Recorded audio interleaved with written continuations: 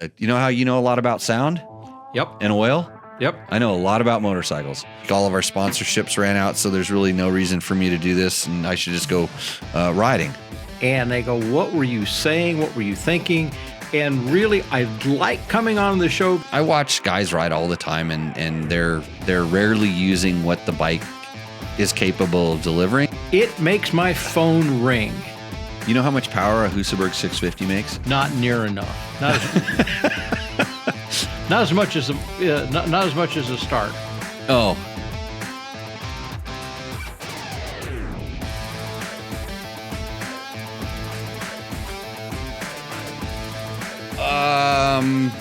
Welcome. No technical difficulties to report at this moment. Tech Talk Taco Tuesday, show number 235. I know this. The only reason I know this is because when I was pushing before, it was 2, 3, 4. I thought, oh, that's nice. 2, 3, 4. So, Chris Reel, welcome to the show. It's really good to be here. Oh, you're gonna have to get closer to that microphone. All right. And we'll pull you in there. I'm checking your audio levels while we're doing this. Oh, I'm not seeing us. Wait a minute. I think I'm making noise. Let me go back to this one. Give us a mic check there. Good afternoon. Good morning. Okay, we're alive. Okay, so you just want to like really bark in that mic, and we should be all good. Chris from DPS Technical, and what you want to plug some more of your occupations? Well, I'm Chris Reel, DPS Technical. We're a technical service provider within the motorcycle and power sports community, specializing in noise and regulatory compliance. Mostly we help sanctioning bodies and OEMs, but once in a while with my background, I'm able to, Jimmy asked me if I would like to come up, and I say absolutely, because there's always good questions and try to dispel some myths and make everybody go, what? So anyway, I'm glad to be here. And this is educational entertainment. It's not professional technical consulting. But we're going to have some fun tonight. I always wonder why you would risk coming on this show. It makes my phone ring. And they go, what were you saying? What were you thinking? And really, I like coming on the show because Jimmy and I go back to when we both had a sense of humor and some hair. And so, you still have hair. I still have hair. It's getting a little thinner, and but I enjoy being able to come on and answer some questions and visit with some old friends. They're saying Logan looks old. I'm still trying to get Logan to come back in here. Everybody wonders what this thing is obstructing the view of my my camera. Well, this is the first little bit of tequila that we are having had. We might have had a sip to get the show started. Clase Azul, and if you don't know, yeah, that's kind of important. Got to know that the bell's there. But we're gonna. It's a last show. Last night. It seems like last night. Last show was a whiskey show. We had whiskey from Mexico, from America, and from Canada, and the Mexican whiskey was the best. And so that just points me in the other direction for when we, want to have a little bit of refreshments here. Of course, this is just water, but so we're going back to Mexico, and we're going to do a couple different tequilas tonight. But the most important thing is we're here to answer your motorcycle and motorcycle product related questions. Chris, being the prepared person that he is, had a bunch of suggested topics that we could hit, which was very nice of him because that allowed me to turn my brain off for the most part. And we'll answer your questions in the chat like right as they come up, which is pretty good. I'm going to make the Yamaha logo disappear. They got to re-up their sponsorship. I got to make a couple calls. We're you sponsors, by the way, that are flashing up on the screen back there. You're running on borrowed time. The invoicing hasn't occurred yet, so these episodes are definitely free. But if you don't like any of these companies, you can send me money. And if you send a lot of money, I will change their logo to your logo, and then I'll like whatever it is that much better because you know how I'm just a shill for my sponsors, Chris. Well, you got to keep the lights on. Somehow we're going to do that. And we have people in the chat asking me where I'm going to be at a certain location so I can put it out on the internets and everybody will know. And so, JB Black, I cannot help you with my location on Friday afternoon. I know why you're asking. I'm trying to get my other jobs done, but I think on Friday afternoon, kind of like every afternoon, I'd like to be riding my dirt bike. So good times. And Chris suggests this. He suggests a tip of the visor and a thumbs up with solid thank you to Malcolm Smith, Mary McGee, and also Dave Pickett. 3 legendary people who helped the motorcycle industry to levels that probably you can't really even quantify. It's unprecedented how much of a contribution these folks made to our lifestyle, to our industry, and to our overall reputation to the rest of the world. And so, Malcolm, just a tremendous individual on so many levels, racer, businessman, overall good guy. Mary, absolutely a wonderful role model, an adventurous, groundbreaking lady. And Dave Pickett, people say, well, who is Dave Pickett? Dave Pickett basically started the government relations District 36 legislative office up in California. And what those folks have done over the years have really put value to all motorcycle riders and helped keep things open. So these people have changed our lives, and we need to salute them. And I certainly value what they did for me and for the rest of the community. Yeah, and probably, like I said, Dave Pickett is probably the least known of those for sure. For sure. And like a lot of the people in the government relations business, well, it's not much of a business. They don't make money at it in the level that Dave was doing it. He was working for District 36, and I remember that. And this is when I was just getting into off-road racing. It was about the time everything was really just getting shut down. I mean, we had these big desert protection bills going on, but District 36, especially because it was near the Bay Area and all these other things, they were having legal issue after legal issue after regulatory issue after that, and that's where.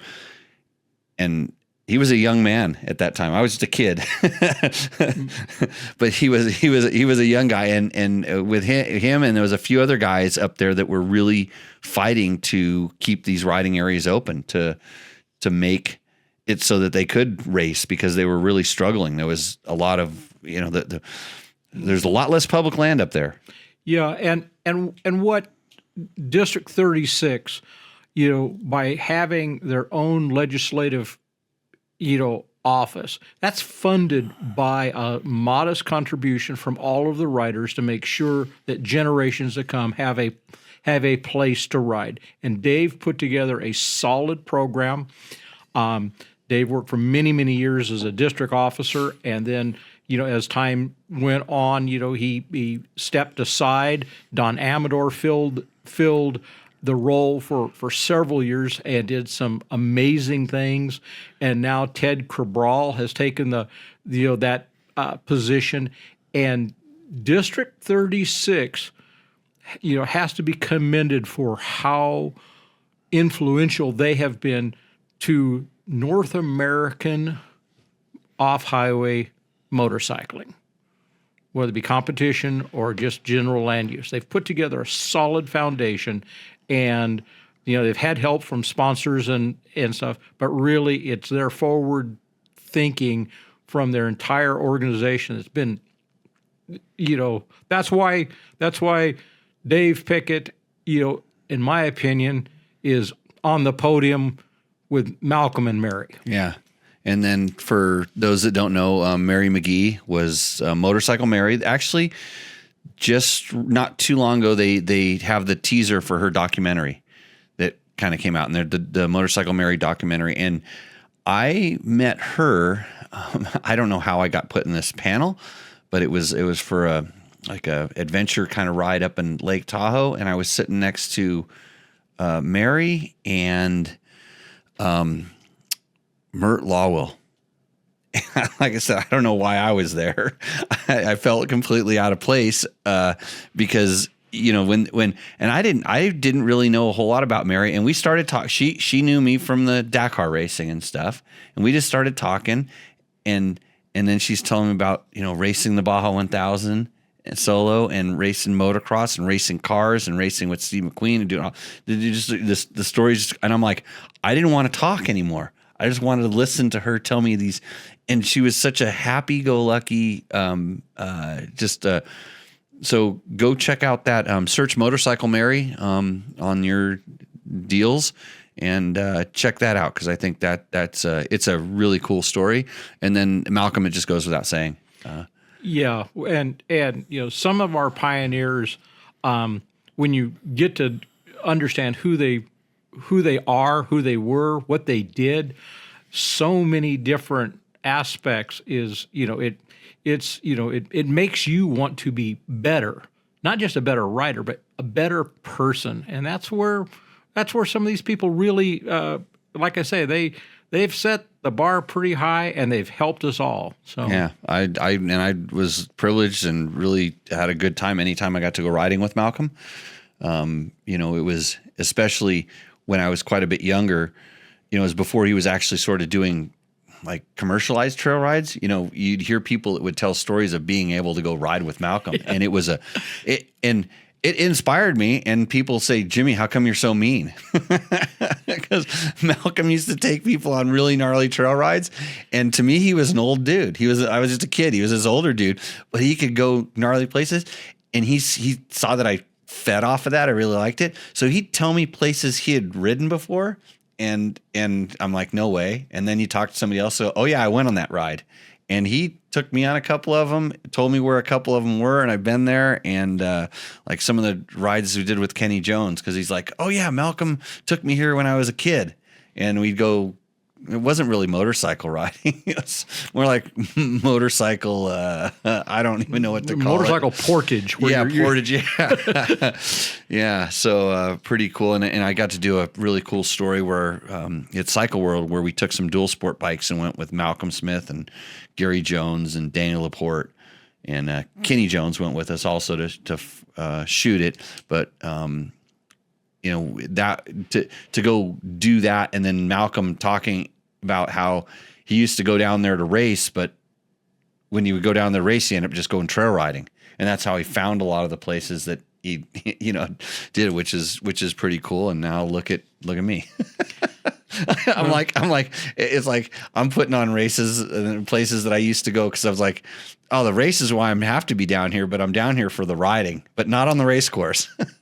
So pretty cool. Yeah, Derek, you're right.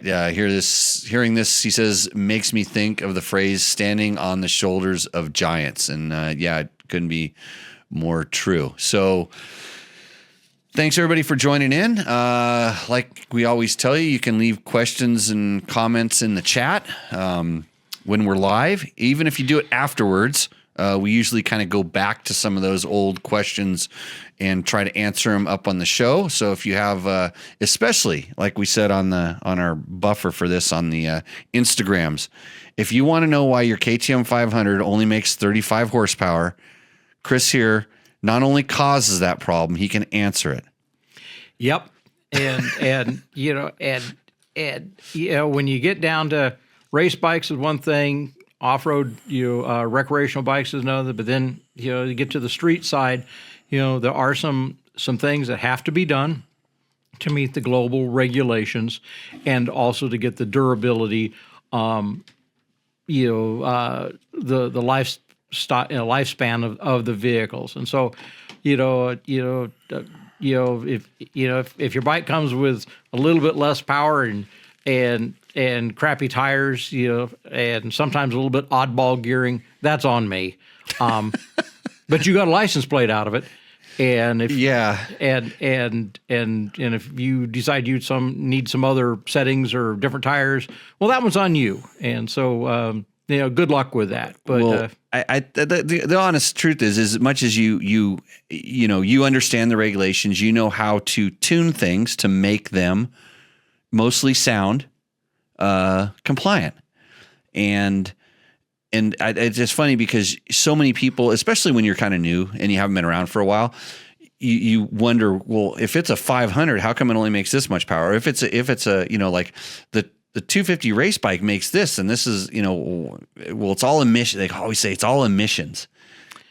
Right. And, and people say, well, it's emissions. What is emissions? Well, we've got tailpipe emissions. That's the, that's the hydrocarbons that come out of the tailpipe. And then we've got evaporative emissions, and those are emissions that come out of the gas tank.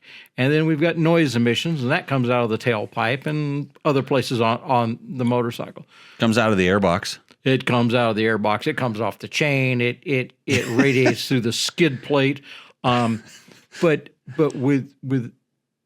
without meeting the emission requirements, you don't get a street bike. You get a race bike. And so and we're gonna talk a little bit about that, some of the new regulation that's passed, especially in California. And everybody goes, well, why do we care how they do it in California? Because it bleeds. It bleeds to other states somehow.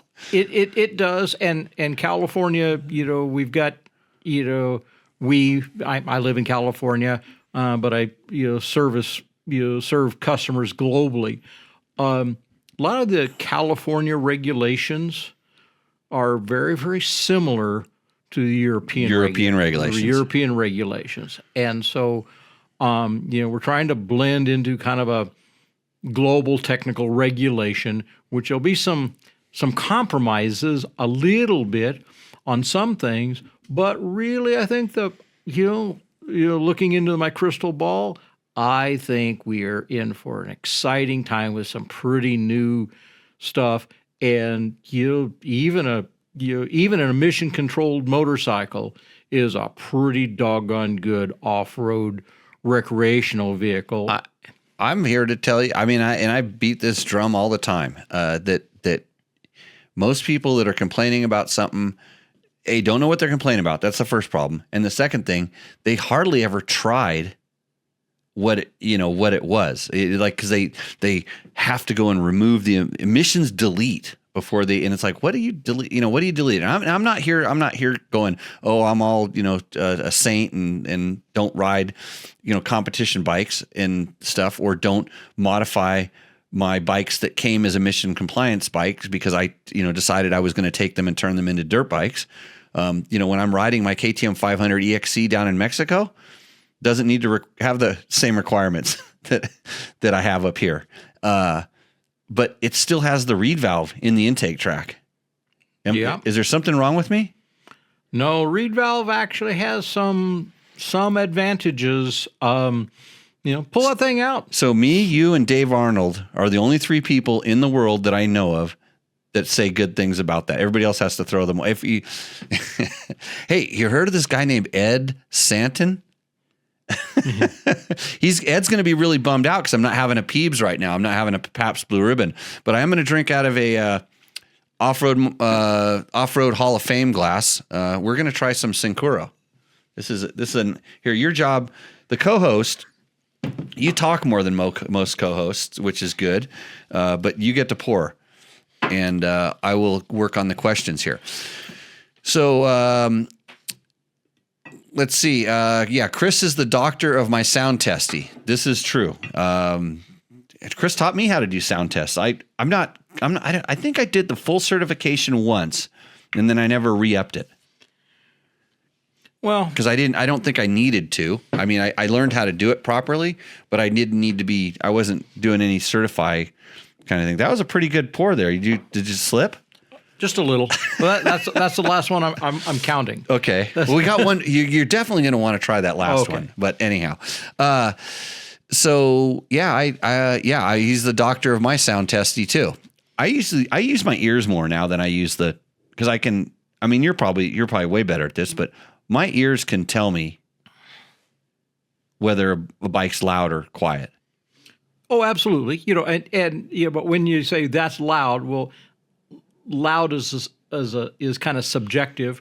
But when you need to put a number on it, is it loud or is it legal? That's when. So when we're trying to say we got to be legal for an off-road event or legal for the street or 6 days, that's when you need to pull out the measuring devices and figure it out, with a measurement. And this is important for regulation. So you can say that this is the number with the error factor of this to be, quote, legal. True. Yeah. So, of course, my ears. But it's funny. After playing with the sound meter, I heard motorcycles quite a bit different. From just different angles you can put it at and different things. And then we started learning there was bikes that could trick the sound meter because the sound was either deflected differently or resonating a little bit different. I always wonder how the KX450 could be the loudest bike on the track and the quietest one to the sound meter. Well, there's some pretty clever folks out there that do engineered countermeasures, and the thing of it is not trying to be the bad guy, but I'd like everybody just to think about this: how many brand new racetracks have sprung up, and how many have we lost? And, that's one of the things that always comes up in a city plan.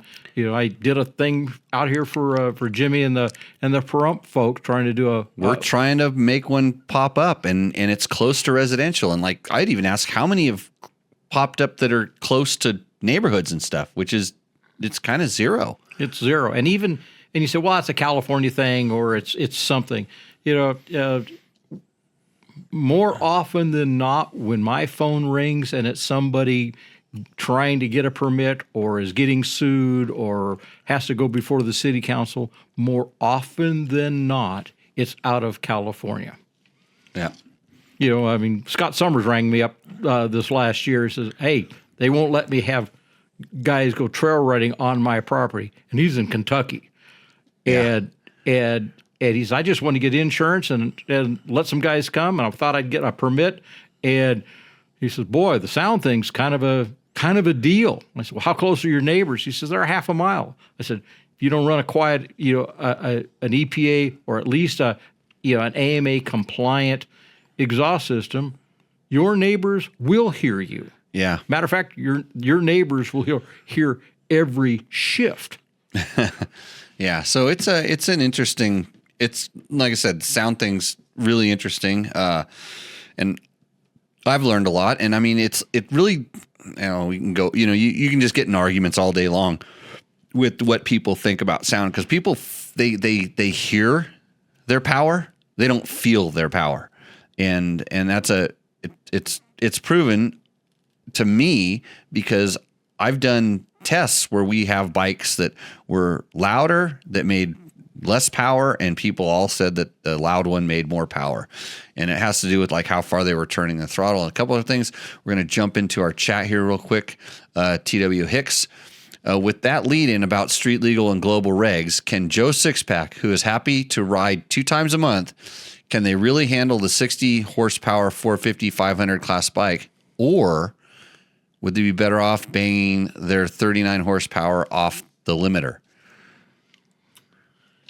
Well, the reason they're banging it off the limiter is one of the tricks to lower the rev cut.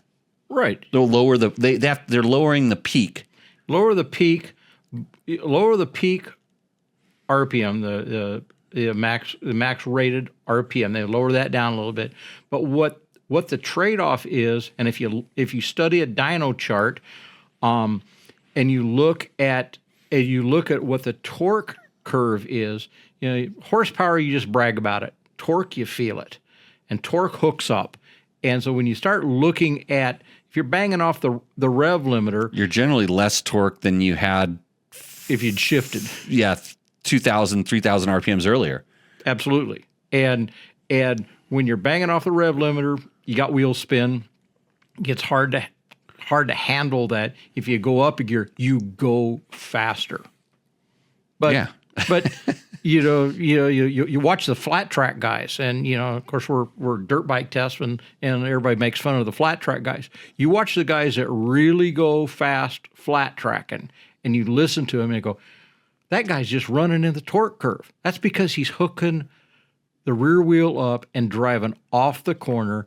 And when you say, well, when he comes off the corner, some guys are revving. When can they pick up the front wheel? The guy that's shifting early picks up the front wheel 3-4 bike lengths sooner than the guy that's just all wheel spin and smoke. So, Yeah. But how much horsepower do we really need? That's sort of a personal preference, and it happens to How much traction is there? how much traction you have, and where is your talent? Yeah. Yeah. I watch guys ride all the time, and they're rarely using what the bike is capable of delivering. And so there we go. And that's why you just have to, I don't know if they just want to just dump money into it, or it's just lemming line, and they're just lemming line right to desmog it, put an ECU on it. If it's a street legal one, cut the muffler off, or put a muffler on. It used to be cut the muffler off. Now it's just, the bigger the hole in the muffler, the faster it must be.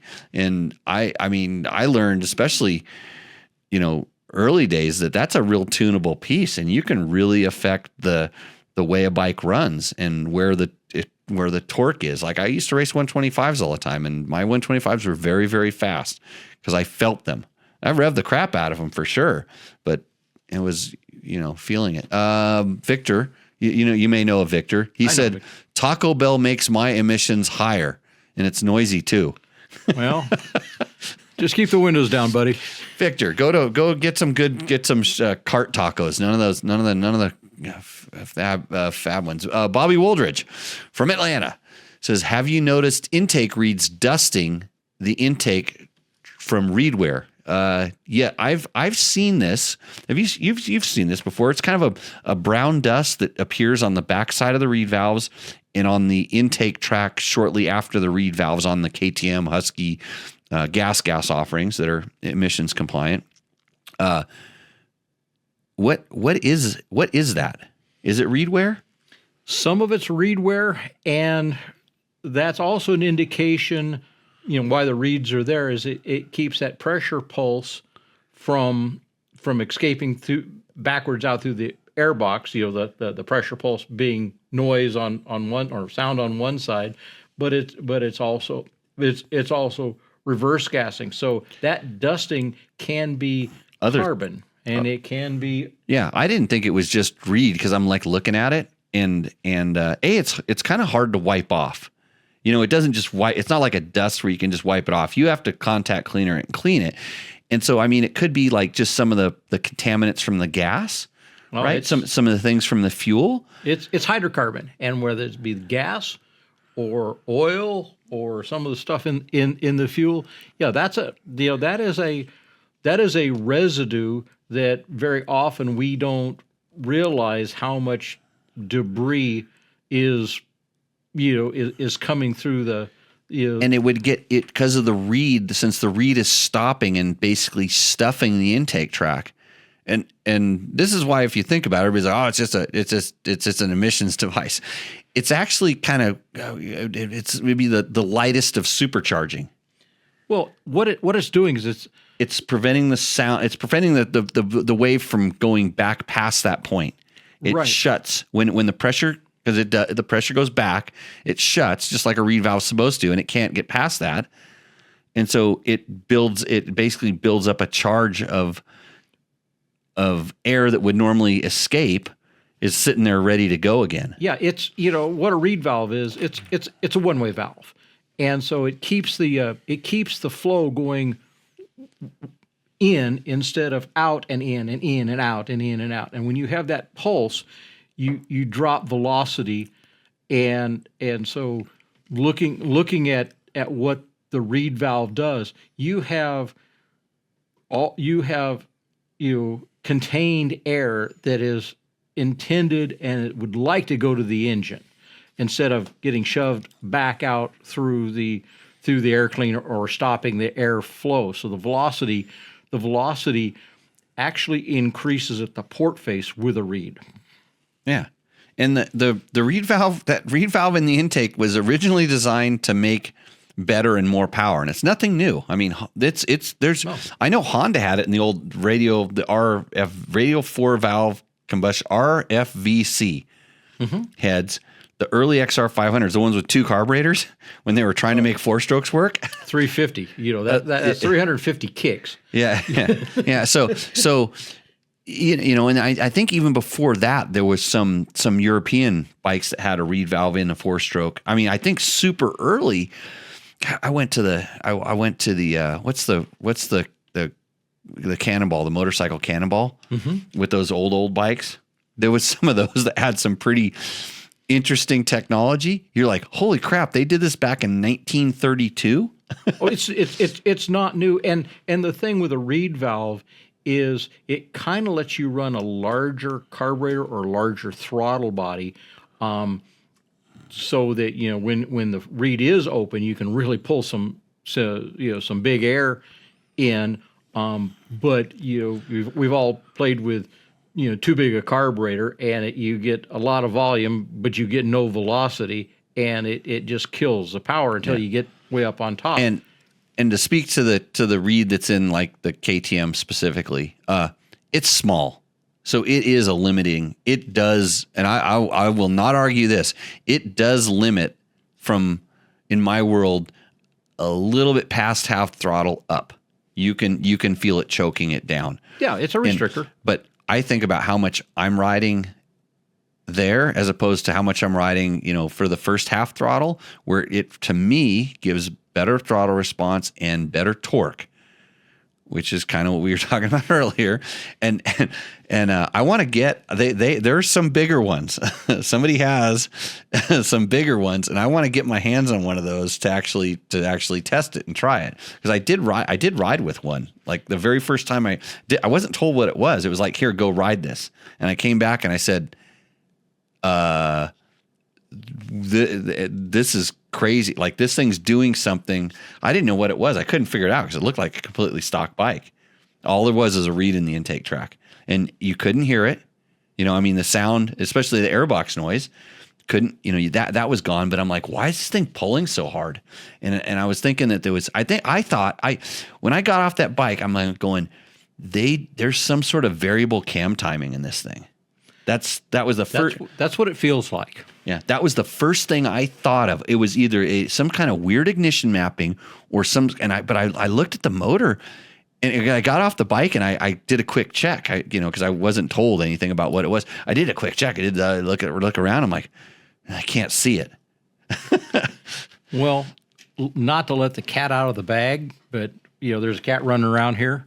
One of the things that I just put into my testing equipment inventory is a really nice flow bench. Oh yeah. And I'm not developing exhaust pipes. So if that tells you where the future is, I think we can get the best of both worlds, but we've got to do some development, we got to do some trying, and then we got. Where are you on hybrid? I am over the moon on that. I think hybrid is the answer. Can you package it on a motorcycle? I don't know. Ask Kawasaki. They got one running around. Yeah. So this is the question. And by the way, if you listened to us last week, Colin from Dust was on. We were talking about electric bikes because he's from Dust Moto. They make an electric bike. They did release their information on they're calling it, and I'm gonna go ahead and switch over to the screen that's supposed to show it. Remember, I renamed it. What did I rename that screen? It's web screen right there. Here it is. So I pulled it up on the screen. It's called the Hightail, and they're claiming it is going to be the funnest bike ever made. You can pre-order them. So this is what the information that we couldn't talk about. It's 42 horsepower, 60 660 Newton meters of wheel torque and less than 100 kilograms of weight. So 4.4 kilowatt battery, and we're kind of scrolling through their website, and this is what we were talking about. So they're available for pre-order. You can, according to the thing, you can join the fun. $100 refundable deposit can reserve yours, and they've kind of been pretty big on the crowdfunding, crowdsourcing to get this thing going. So that's what this looks like. A mid-sized bike, we called it. It's a mid-sized bike with capable suspension. You know, it's not like a mid-sized bike with boingers. It looks like it's got some stuff on it. So yeah, that's what we were trying to talk about, but we couldn't say, so it was early in the thing. But interesting, a little bit like the Stark kind of program, but Stark came out and said right away 80 horsepower, instant charging. We're going to have it available next week. I was blown away that they actually delivered bikes, because a lot of the claims were just outrageous, but they delivered on 70% of their claims, which I thought was really good.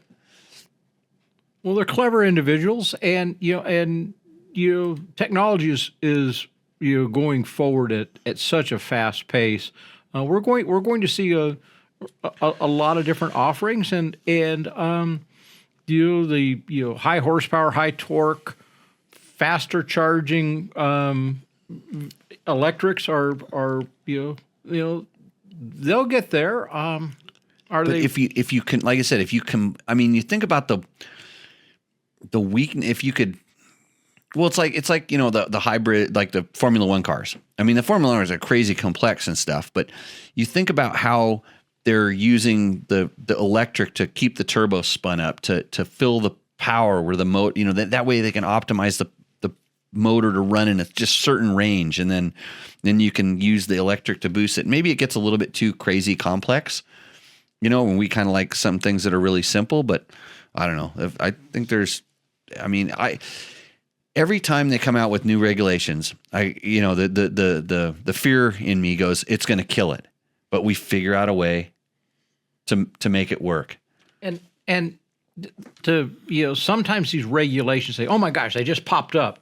No, in reality, the regulations have been negotiated and worked on for 4 or 5 years in advance with a lot of different stakeholders trying to meet the targets with product, and at the end of the day, usually the regulations spur some real creativity, which makes things really interesting. And so, I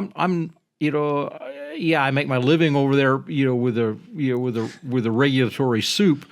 But when I look at how good the motorcycles are, and pretty affordable, how fast they've evolved, with the technology, and some of it's regulation driven, some of it's knowledge, and I go, man, a 5-year gap on technology on motorcycles, the dirt bikes in Jimmy's inventory and my inventory, a 5-year gap between, something that's 5 years old, that's she's getting a little long in the tooth. You go back 10 years and say, man, people used to ride these things, and and when I'm feeling, I was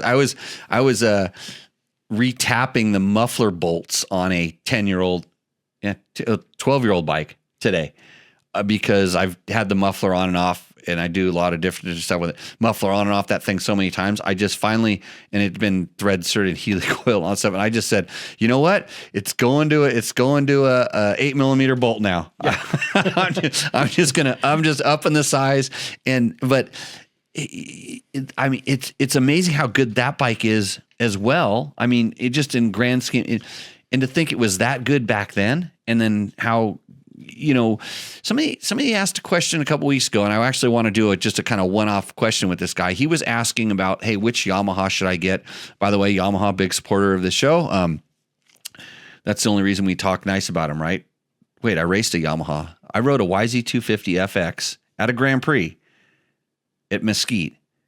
And it was the most diverse track I've ever ridden. It was like hard pack with ruts, and then it was moist with ruts, and then it went to super gnarly blow sand that was dry, and then it was wet sand like in a river bottom, and then there was cobbly gravel. It was crazy. And I rode my YZ125 for 2 stints. I rode a Beta 300, and then I rode a YZ250 FX that was basically stock. I did a map, and it had a FMFQ on it because it makes the power better.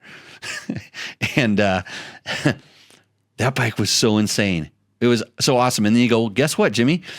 The YZ125 is kind of a motocross bike, not made for that. The Beta 300 wasn't set up for me, even though it is an off-road bike. Actually, it was the off-road one, not set up for me. YZ250 was box stock suspension, and it was perfect. It was the best bike. So awesome. And you go, oh, guess what? That's what they designed it for. Amazing. Yeah, and you have an FMFQ on there, and that's uniform back pressure, which helps the torque, which helps longer pull, a longer pull, and longer pull, and less wheel spin. And for me, longer pull means that at the end of the power band, it doesn't sign off as hard or as quick. And it's not as critical for me to make my shift. So it's actually making good power for a little bit longer. And I have a wider zone to make my shift. And 250F, you're going to be doing a lot of shifting. But to roll it back to the thing is this guy, he said, hey, I want to get this new Yamaha. He goes, and he's coming off of 2009. And I'm like, oh, it's going to be so much better. I mean, just the I say there's for most people, a 3-year noticeable if you're going from the same model. Every 3 years, there's something you're going to pick up on that's pretty substantial. But when you go 4, 5, 6, years, it's a big jump. And so now's the time to buy.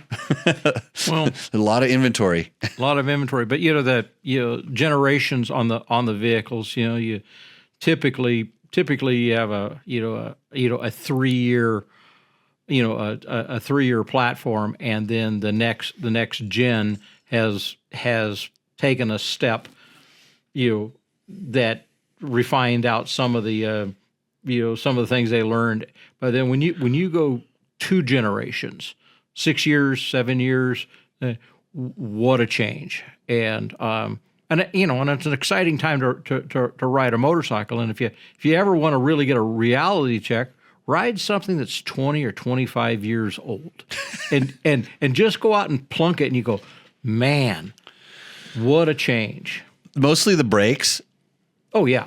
Mostly that's the one thing every time. And when I had to go back and when I was at Cycle World, I have to go race someone's vintage bike. I'm just like, oh, they had no problem making power. And the power was a lot of power, maybe not delivered properly, but there was no lack of power. But these things just didn't, first of all, they didn't stop. Handling was, for the time, I guess it was I don't know, but it's just everything's getting so fine tuned. And even some of these generation changes, we're talking about 3-year jumps. You may be on your old one and you get a new one. It's not as good, or you don't like it as much because it's a change. And we have a good question Troy asked that I'm going to get here because he's trying to stump us.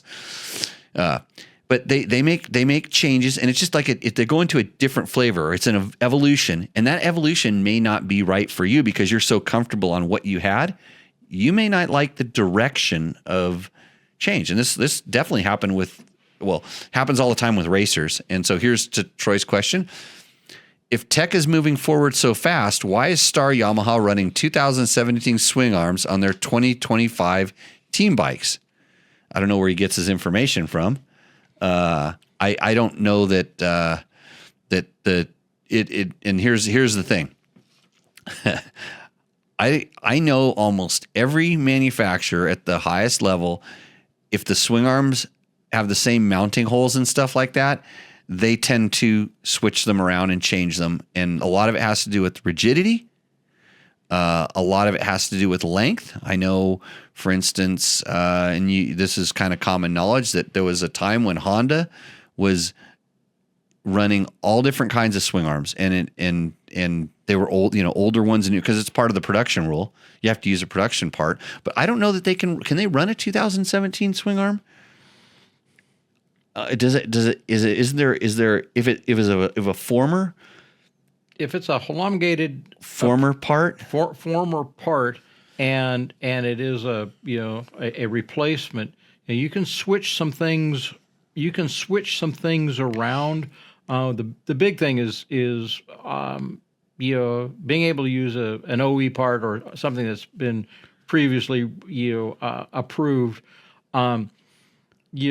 As long as you don't really change the geometry too much of the vehicle, then you're then it's pretty much okay. And the swing arm, a lot of times the swing arm provides some flex or some rigidity or like you say, different length. And when you change the wheelbase on a motorcycle, it's at the high level, it really changes the dynamic handling. Yeah, that's why there's offset, headset bearings, and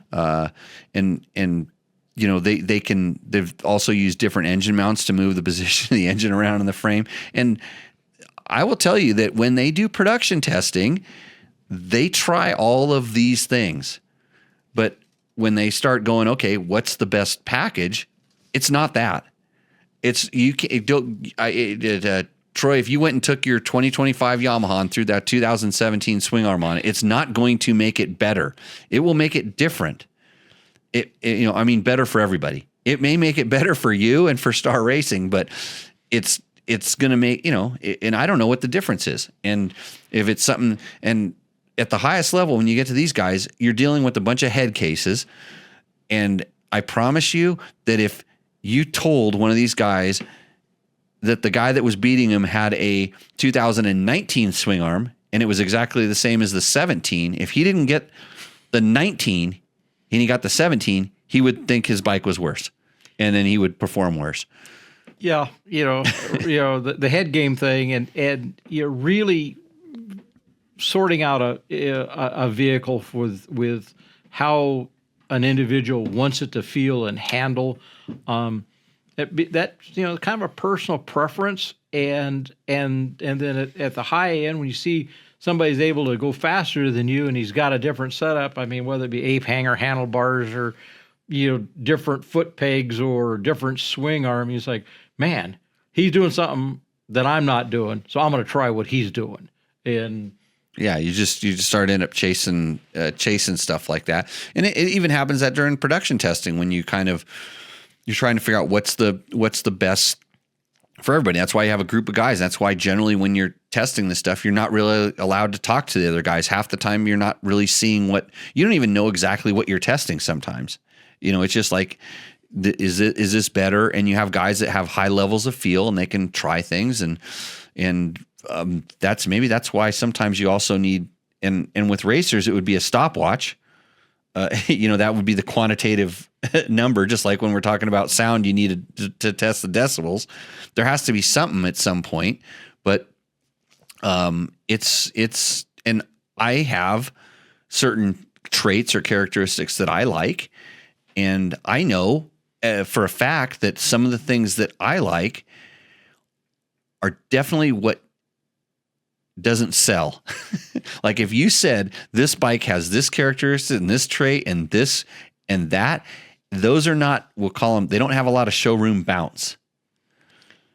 But almost any time someone rides my bike and they have an open mind about it, they're like, holy crap, that actually kind of like works. Or I get what you're trying to do here, or what you've done, kind of a thing. And Troy says, but you have said you feel similar things on bikes you ride. I feel, I'm a one-click suspension tune guy, which actually half click. I got to half click for a while. One fork leg, just one click on one fork leg. Depended on the brand of forks for sure. But that's and he also mentioned that a Gen 1 CR450X just finished in the winning slots in the Baja 1000. Not surprised. Have you seen the guys that ride the Baja 1000? You could put them on almost anything. I've heard their bikes, and it's like, oh, you tuned that? They make a lot of noise, and they sputter and they pop, and it's like, you'd be better off on a stalker. But no, in Gen 1 CR450X, that's like be going between current and the earlier CR450X. Those are two distinctly different flavors of motorcycle, and one is definitely more stable and definitely more planted, and the other one is definitely more agile and definitely handles a little sharper. And I like the latter. But I never really liked the old CR450X, the one that everybody likes. Like I said, I don't sell showroom bounce. Yeah, the first generations on something, they have some traits, and as time goes on, you look at the newer platforms. It seems like a lot of the bikes have gotten a lot more racy and more nimble and sometimes that's really good, and sometimes it doesn't fit. If it's a purpose-built motorcycle, the Baja bike, taking a motocrosser, down to Baja, they're going to beat you up. But you start setting up the chassis for that those kind of speeds and that kind of terrain. That's almost a purpose-built vehicle. So I came from XR650 times, XR600 to be honest with you, and then into XR650, and so that's what I felt. So I like the old stable, heavy plowing into stuff, just torquey bike. And then 450X came along, and I didn't like it, especially for going Baja speeds. I didn't really like it, but it wasn't as rough. And then as things started changing, you needed that more kind of stability, that kind of like you say, at that time, racy, because that you went from a kind of trail bike that was being raced in Baja to a motocross bike that was being raced in Baja. And we were racing against KX500s, which you say what you want about KX500 being a racy motocross bike. It was at the time, but you start looking at just the different the trends and things, and then I just leaped to the complete other side, and now I prefer that more racy feel over what now kind of seems like the planted feel. And I don't know. I mean, you can change. You can change, and and it really depends on what kind of riding you do. Yep. Yeah. What it's for and how it's starting to work. So what we're going to do is we're going to move on to our questions from the YouTubes. So if you have watched any of the videos over at Dirt Bike Test YouTube studio, Chris, can you read those? Can you read these? Yeah, you can read these questions. So I'm going to have you read the questions. I can answer 9 out of 10 of these without referring to a reference manual. And I will turn it over to you because I've got something that I've got to take care of right here. You just saw that on the show. So what's our first question there from KC Images? KC Images, KDX 220 replacement. And so he's asking about that on our 2024 KTM 150 XCW first ride. He's checking that out. I would say yes, because KDX here we're going for, that's a big change. Big change. KDX 220, which believe it or not is slower than the KDX 200. You remember these? Yep. Because KDX had KDX 220. What did it have? Lower exhaust height. Yeah, it was more torquey. It was meant to be the torquey one, and because I raced a KDX 200 for a long time. Yeah, the 150 is probably more power, way more race inspired suspension. Racy. It would be the racy bike. So the answer is yes, it's a replacement. Almost anything's a KDX 220 replacement, because how old is that bike? Okay. Next question up is from at JI903946. Yeah. Ride a T7 for a month, then hop to the PR7 and see if you complain about the weight. Well, I guess what? I do that. I did that. Well, I don't have the PR7 went back, and so it was on our AJP PR7 riding impression. It's funny, I compared that to an XR650. So everybody goes, how do you know about all these bikes? Well, because I own half of them, and the other half I ride. Or I've ridden, or I've ridden a lot of motorcycles. I'm like, you know how you know a lot about sound? Yep. And oil? Yep. I know a lot about motorcycles, from the hand on the throttle to the ass on the seat. That's me. So I've done that. I wonder if I complained about the weight? Because you know why I make the videos, Chris? So people can see what you said at the time you were writing them. It's so I don't have to remember what I said. So I probably complained about the weight of the PR7. I think I for sure complained about the scale weight. It's a heavy bike. I think I also said that it masks it well, but I did complain about it for being a big single. I probably, I don't know about complained, but yeah, I've ridden a T7 for like a couple of years. So, and John Jackson said he was bummed he missed this show live.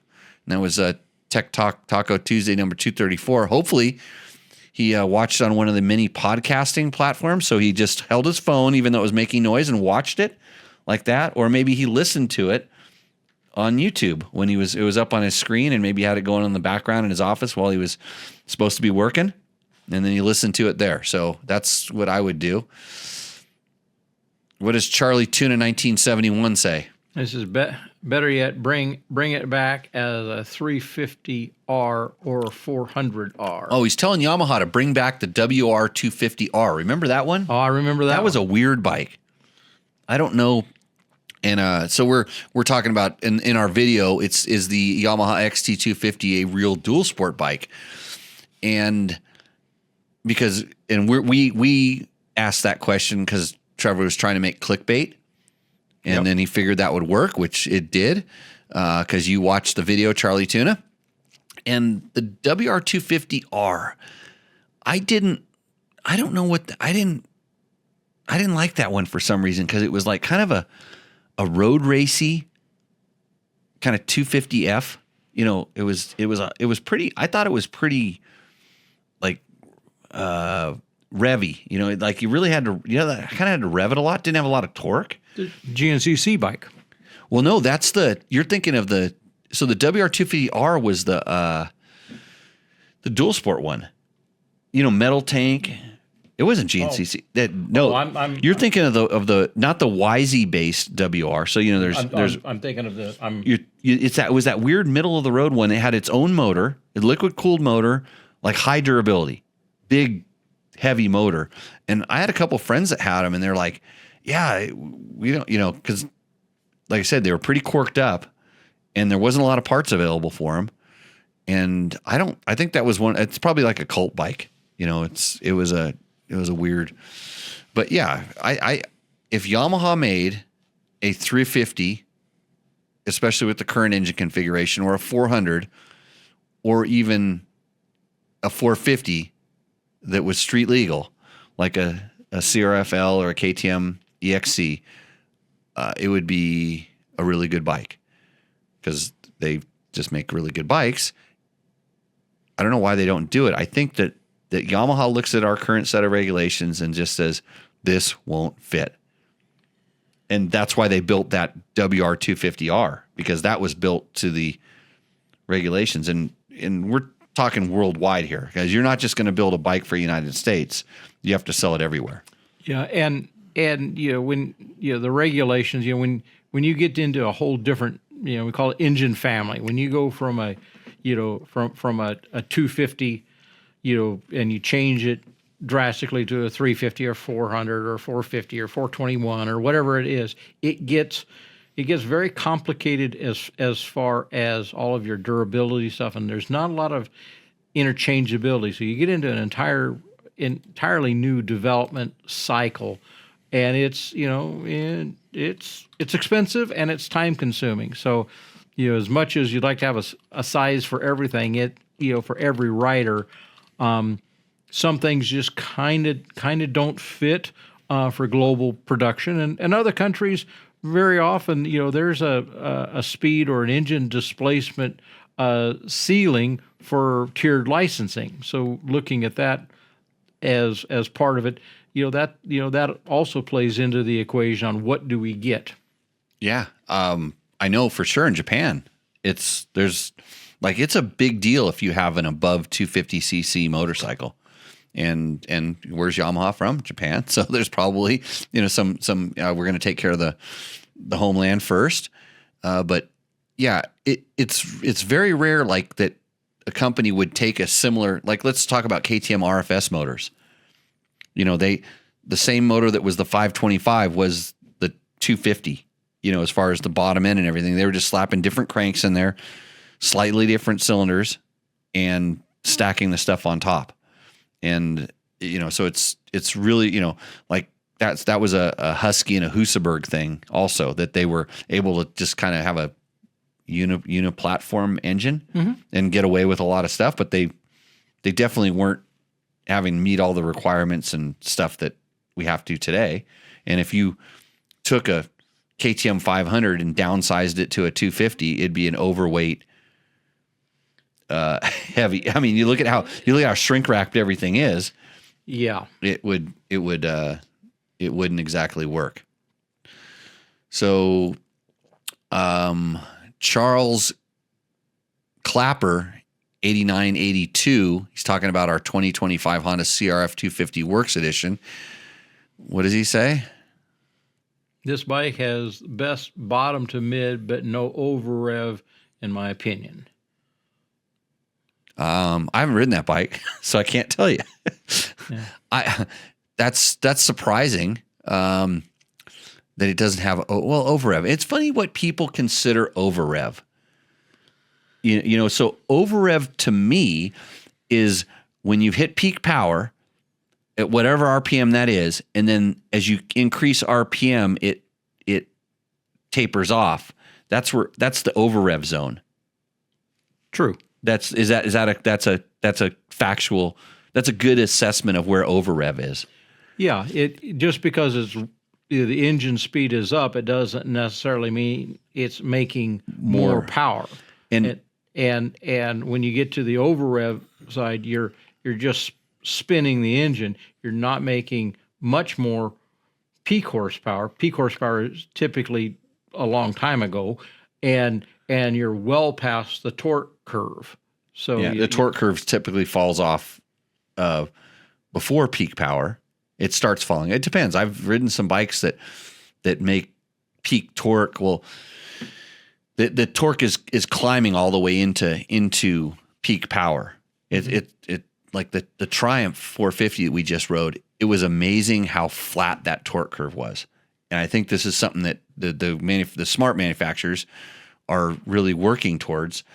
It's maybe not the most exciting power band. Maybe it doesn't feel the fastest, but when it doesn't feel the fastest in that you don't feel this big increase in what we consider power. It just pulls, which is kind of what you want a bike to do. It doesn't matter what it sounds like. It doesn't matter what it's doing. It just pulls. And let's just talk about like the Stark. They have the 80 horsepower mode, and people say it's unrideable because it just pulls. And I don't know where they're getting 80 horsepower out of it, because I bet you the torque curve, because wouldn't technically the way electric motors work, couldn't it get it like at 5 RPM? Yeah, torque, the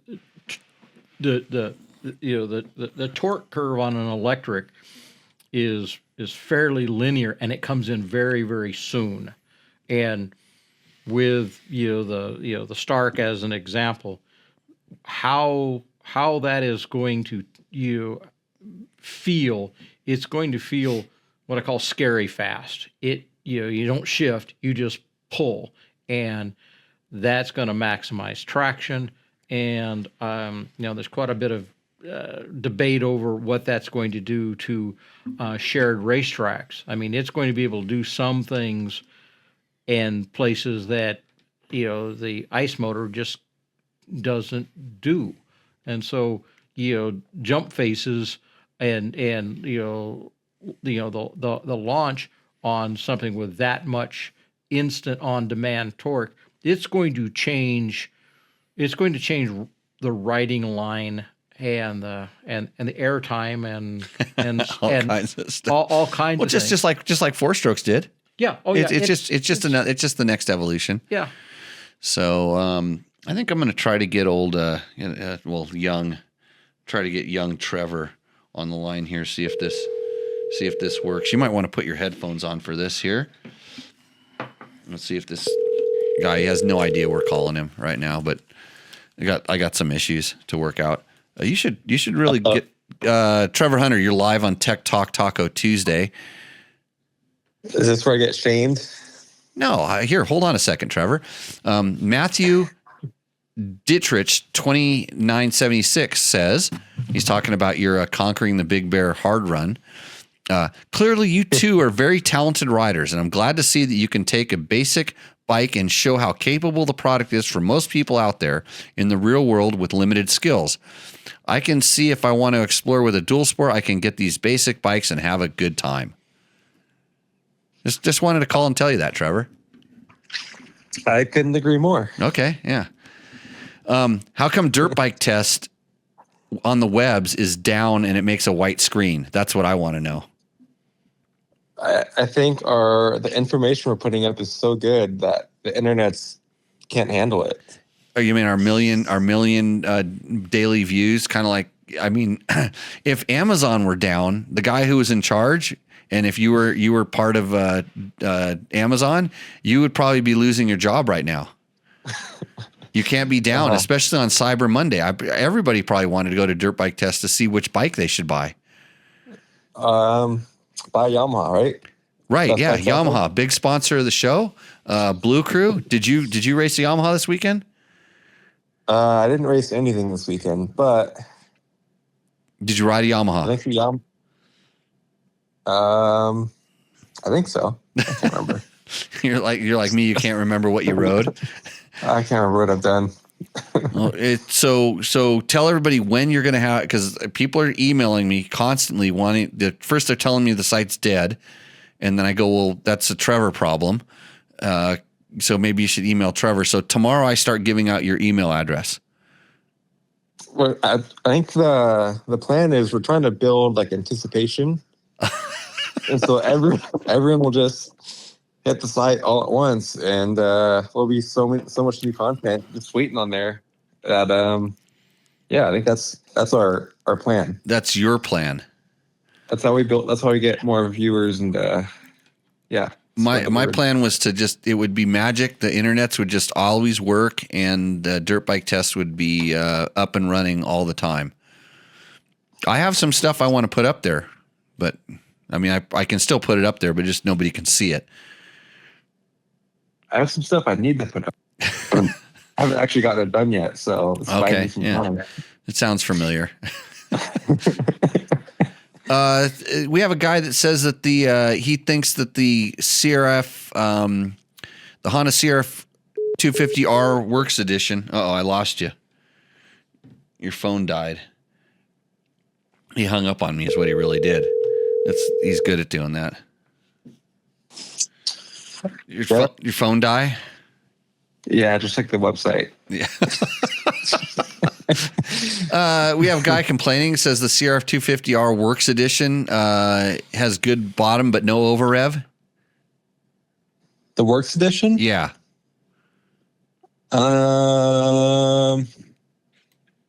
It doesn't have the best over rev, but Okay. I wouldn't say it has none. How come you didn't reply to him on the YouTubes? Because I couldn't answer this question. I haven't ridden the bike. When was that comment? 2 days ago. Were you on vacation over the holidays? I think I was riding motorcycles. Good. Yeah, you're learning good. And then in a 2024 YZ250F setup video, Tom Van Hees Wicked 5560 says, put a 5.0 spring in the forks. Yeah, that actually could probably help it. Okay, you Well, I remember. should probably reply to him and then offer him a job as a test rider, and then ask him how quickly after he does the modifications can he get the story up, and does he have any programming experience? That's what I would put in the questions. If he can code a website, then he's hired. Kent Wood Warrior 3 days ago said the KLX is superior to the CRF. He's talking about your dual sport shootout. And he says he had both for an extensive time, both on and off road. With that said, the DRZ4, basically talking about the DRZ 400, will outsell both quickly and easily if they don't bump up the power. How do you respond? She said what? Yeah, so that's okay. I'll type that in for you. The KLX is superior to CRF. Well, you should tell Kent that he needs to start up a site called woodwarriortests.com, and then he should put his impression up, and then his site will go down and he'll be missing thousands of views. Or if he would have put it up yesterday, everybody could go there to get the real information. Yeah. Yeah. I don't know if the KLX is superior to the CRF though. What did your shootout say? I would have liked to have watched or read it, but I don't know how to find it because I can't go to dirtbiketest.com since you killed the site. That's a watch only as of right now. We got to cater to the younger audience because they're clearly the ones buying the entry level dual sport bikes. Yeah, who is buying the entry level dual sport bikes? There are a lot of re-entry riders, which might be a distinguished gray-haired guy. Yeah, I'm saying, how old is a re-entry rider? He's well past 50. And there's an amazing number of women riding these what I'll call entry level dual sport bikes, and it's really, really good to see. And the bikes are small enough. They for sure they fit smaller riders. They fit smaller riders, and if you look at how easy the controls are and the size of the levers and lever place, the lever pull and lever placement, they're really appealing to a non-racing rider. And so maybe that's somebody that's coming in and wants an affordable experience, or somebody that's decided that for whatever reason they slowed down riding and quit riding, and then they say, well, I kind of miss that a lot, but I don't want to spend $15,000 for riding just a few times a year. And before you know it, they're on a re-entry bike, and it's great to see. So, Trevor, did you hear that? It's not the kids. It's not the. Well, I would say, I feel like I do see a lot of younger, inexperienced riders, I should say, entry level, and a lot of them like to go buy fire breathing 450 motocross bikes because they think they need all that power, and then they just crash and they get hurt and they don't know how to actually ride, but their pride and ego gets in the way. They think they need the fastest bike out there. Yeah. I feel like I see that a lot with people my age. You mean that make bad decisions, people your age? Yeah. Okay. Like not fixing websites and stuff, you know? Yeah, they're okay. Deer Tracks 123 says the suspension is horrible on both. He's talking about your KLX and your CRF. He says Race Tech $250 solves the problem. Maybe I'll have to go spend money at Race Tech. Yeah, they're not a sponsor of the show, so can't say that. I mean, if they would, we could definitely do that $250 mod. I don't know what for $250, what could you do to those bikes? Like springs? Maybe of emulator on the fork. Springs are that. Yeah, I don't. Springs alone would be a couple $100. Yeah, I would say at least 200. I mean, yeah, you could probably get fork springs for 150 and a rear shock spring for 100. No way. 100? Yeah, no way. No, so I don't know what you can do for $250. So he's a liar. But stickers. Todd Smith tells him, and yet they finished top 10 overall. It wasn't a race, Chris. Wasn't a race. It wasn't a race, Chris. But No, they're claiming they're fully race. claiming top 10s in this thing on stock suspension. I told Trevor so Trevor didn't believe me. I don't know why he doesn't believe me. And I told him, I said, you need to start testing some of these entry-level bikes, different kind of things, because people are going to, he's like, nobody wants to read about that kind of stuff. And yet his highest, all these views, he's telling me how it's going to surpass my biggest test. And he's actually right. He's on the way. No way. Yeah. So I'm only a million views behind. Yeah. And then Terra Recon says, you want to read that, Chris? This one here? The point of them writing the stock was to see how the bikes would do. Pretty awesome considering both the terrain and the competition and dedicated enduros they were up against, and finished in the top 10. Fixing the suspension was not part of their plan. If it was, their test purpose would have been pointless. Trevor, how much did you pay Terra Recon to write that for you? I don't know, but I like this person a lot. Yeah. What's up with have you got a DRZ4 coming? Because everybody's looking forward to see the review of the DRZ4S and the KTM 390 Adventure R, which we've already done. And he's probably talking about the new one. How's that? How's that? Yeah, how's that? How would you know, right? Yeah, rumor has it it's pretty sweet. Yeah, we'll have to see it in the test. Hey, Trevor, how's that? I think it's great. Okay, good. What about the Reju Adventura 703 Rally? Do you know about this bike? I don't know about this. Was bike. was that one of the tests you were trying to get up on that dead website, dirtbiketest.com? Yeah, I was just hitting publish when the site went down. So anyways, yeah.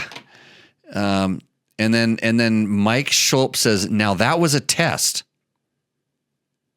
And then somebody else said, thanks for the video. You're getting a lot of good comments. But hey, I did this video called Today in the Shop #2.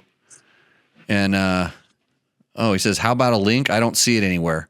It's because it's hidden. I don't know how he got that. How are you commenting on a video that's unlisted? Let's see. The cameraman offer still stands. Oh, somebody's going to come and wants to work for me as a cameraman. That's because you didn't like my chest video. Here's the one I wanted to talk. A Marina N897 says he's talking about my adjusting the float bowl level inside of a carburetor. And it says, great video, clear and concise. Thanks, I needed this. So I'm going to just do a quick instant reply. And it said, glad it helped.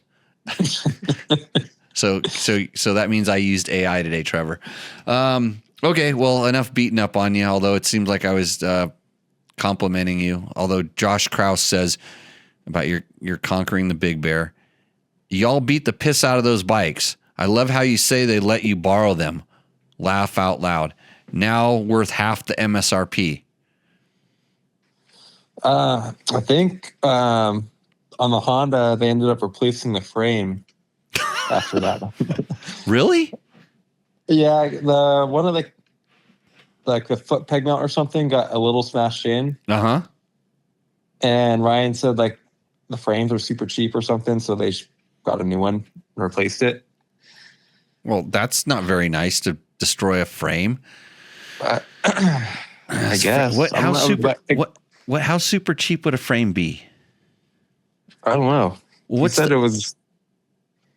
I can probably look it up right now. Well, wouldn't you just? I'm thinking about this. Like, if I bent a foot peg mount or something like that, I just cut it off and weld a new one on. I mean, But it's like it wasn't like it was. I can remember seeing it after the ride. It's like a small hole in the bottom of the frame. I had XR4. I had like, XR400s that like lived their life like that. I mean, I wasn't super concerned about it, but it's almost like a stand or something goes in it because it was below the foot peg. Huh. So it was like kind of a non-functional part. Yeah, I mean, there was nothing in it. It was just an open hole. I would have just a little bit of JB Weld. Just JB Weld and don't say anything. No, not really. So here's a good comment that I always get. Do you want to read this one, Chris? Okay, from Joseph Jones Z3W. Great content as always. A bit off topic, but I wanted to ask. I have a Safe Pal wallet with a USDT, and I have the seed phrase: alarm, fetch, chum, bridge, exercise, tape, speak, race, clerk, couch, crater, letter. How can I transfer them to Binnacle? Bennett's. Yeah.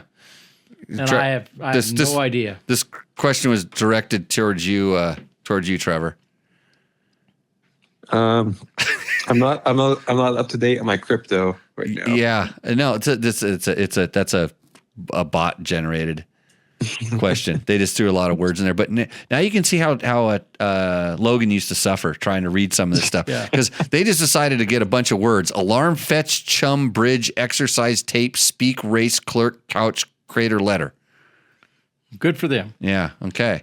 So just so you know, what we're actually probably doing is they're trying to record our voices, and if we say those words, then they can have a bot come and call my mom and ask her for money. Well, yeah. See, I'm developing that because I'm the sound guy, and I'm doing voice prints, and so like a fingerprint. Right. And then I'm going to plug that into AI and have AI track down and shoot all of those telemarketers. Just kidding. Yeah, Flying Brian says, another great show, Jimmy.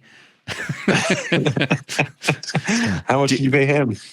I used to pay him a lot. He used to work for me. he's probably just hedging his bet in case he needs to have move back out here to Prump and have a job or something like that. I think that's the same Flying Brian. I don't know. A lot of Flying Brians out there.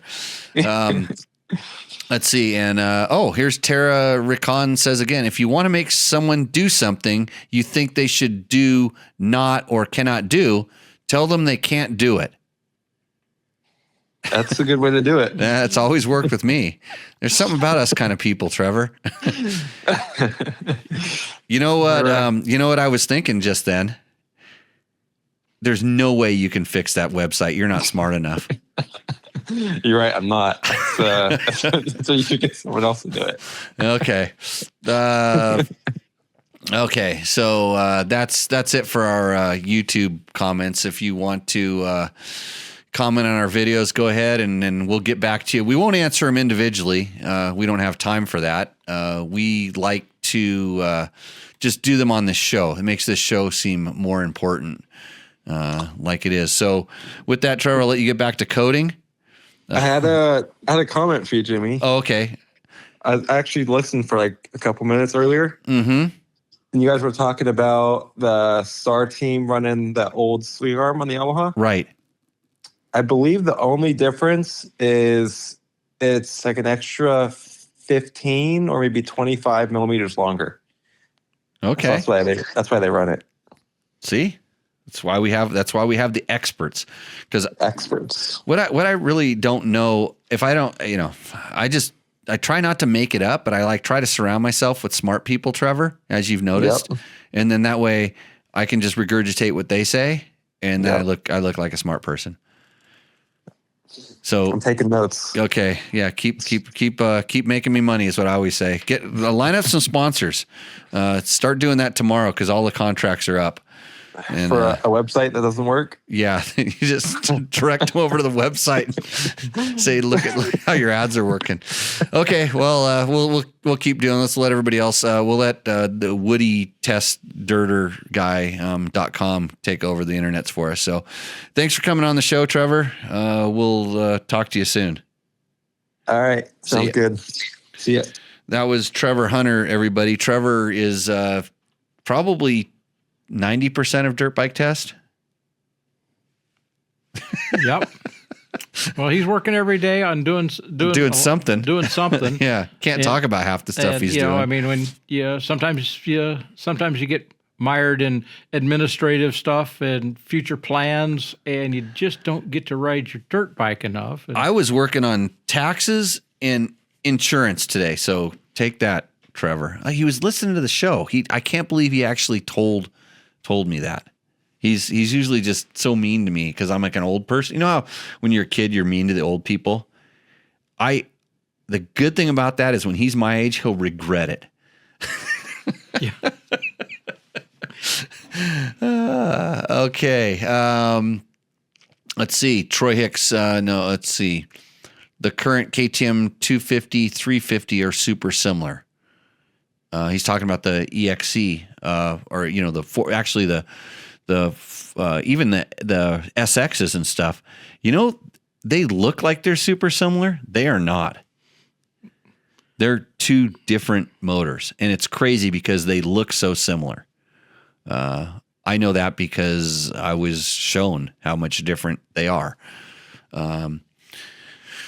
So yeah, they're really not that similar, I don't think. Or at least there's definitely an evolution change between one and the other. Like the 250 was newer the year before, a year or two before the 350, and maybe they were able to downsize the 350, but I know they were quite a bit different when I saw them all torn apart.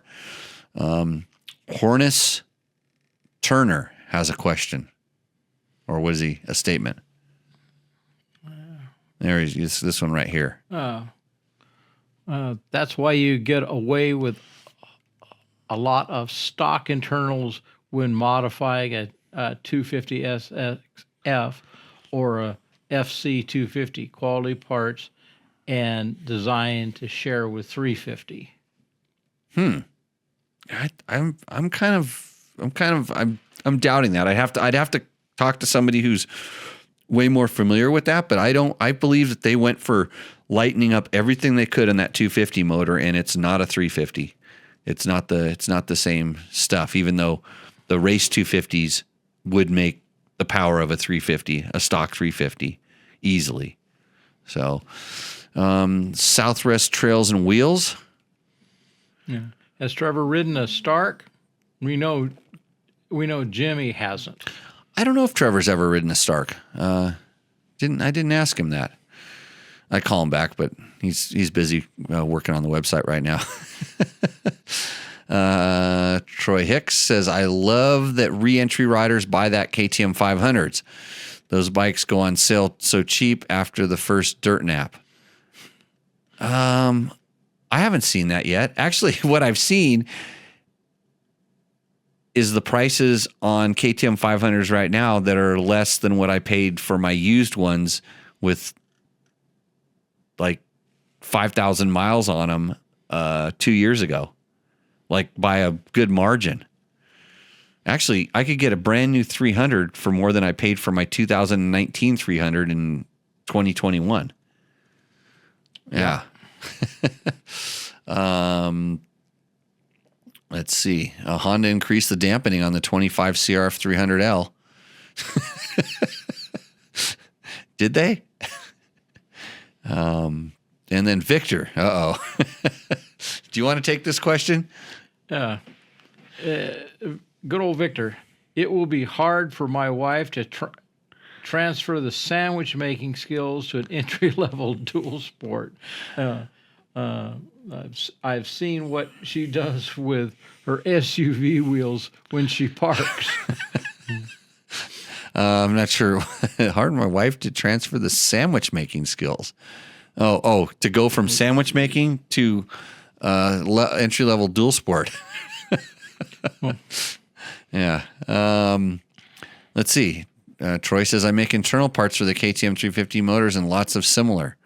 Okay. I could see maybe, yeah. I'd have to. If you make internal parts for them, you know more than I, because I don't make internal parts for motorcycles. But I did get a Husaberg gear from Germany today, and I know somebody that's really happy about this. Me, because I'm going to go ride that thing. Have you ever seen? I got to show you that. Have you ever seen a primary gear just crack? Yes, I have. It cracked right at the keeper, right where the keeper is, which would indicate to me that maybe at some point it came loose. Probably came loose, and there is some technology with gears where they're actually made out of powder.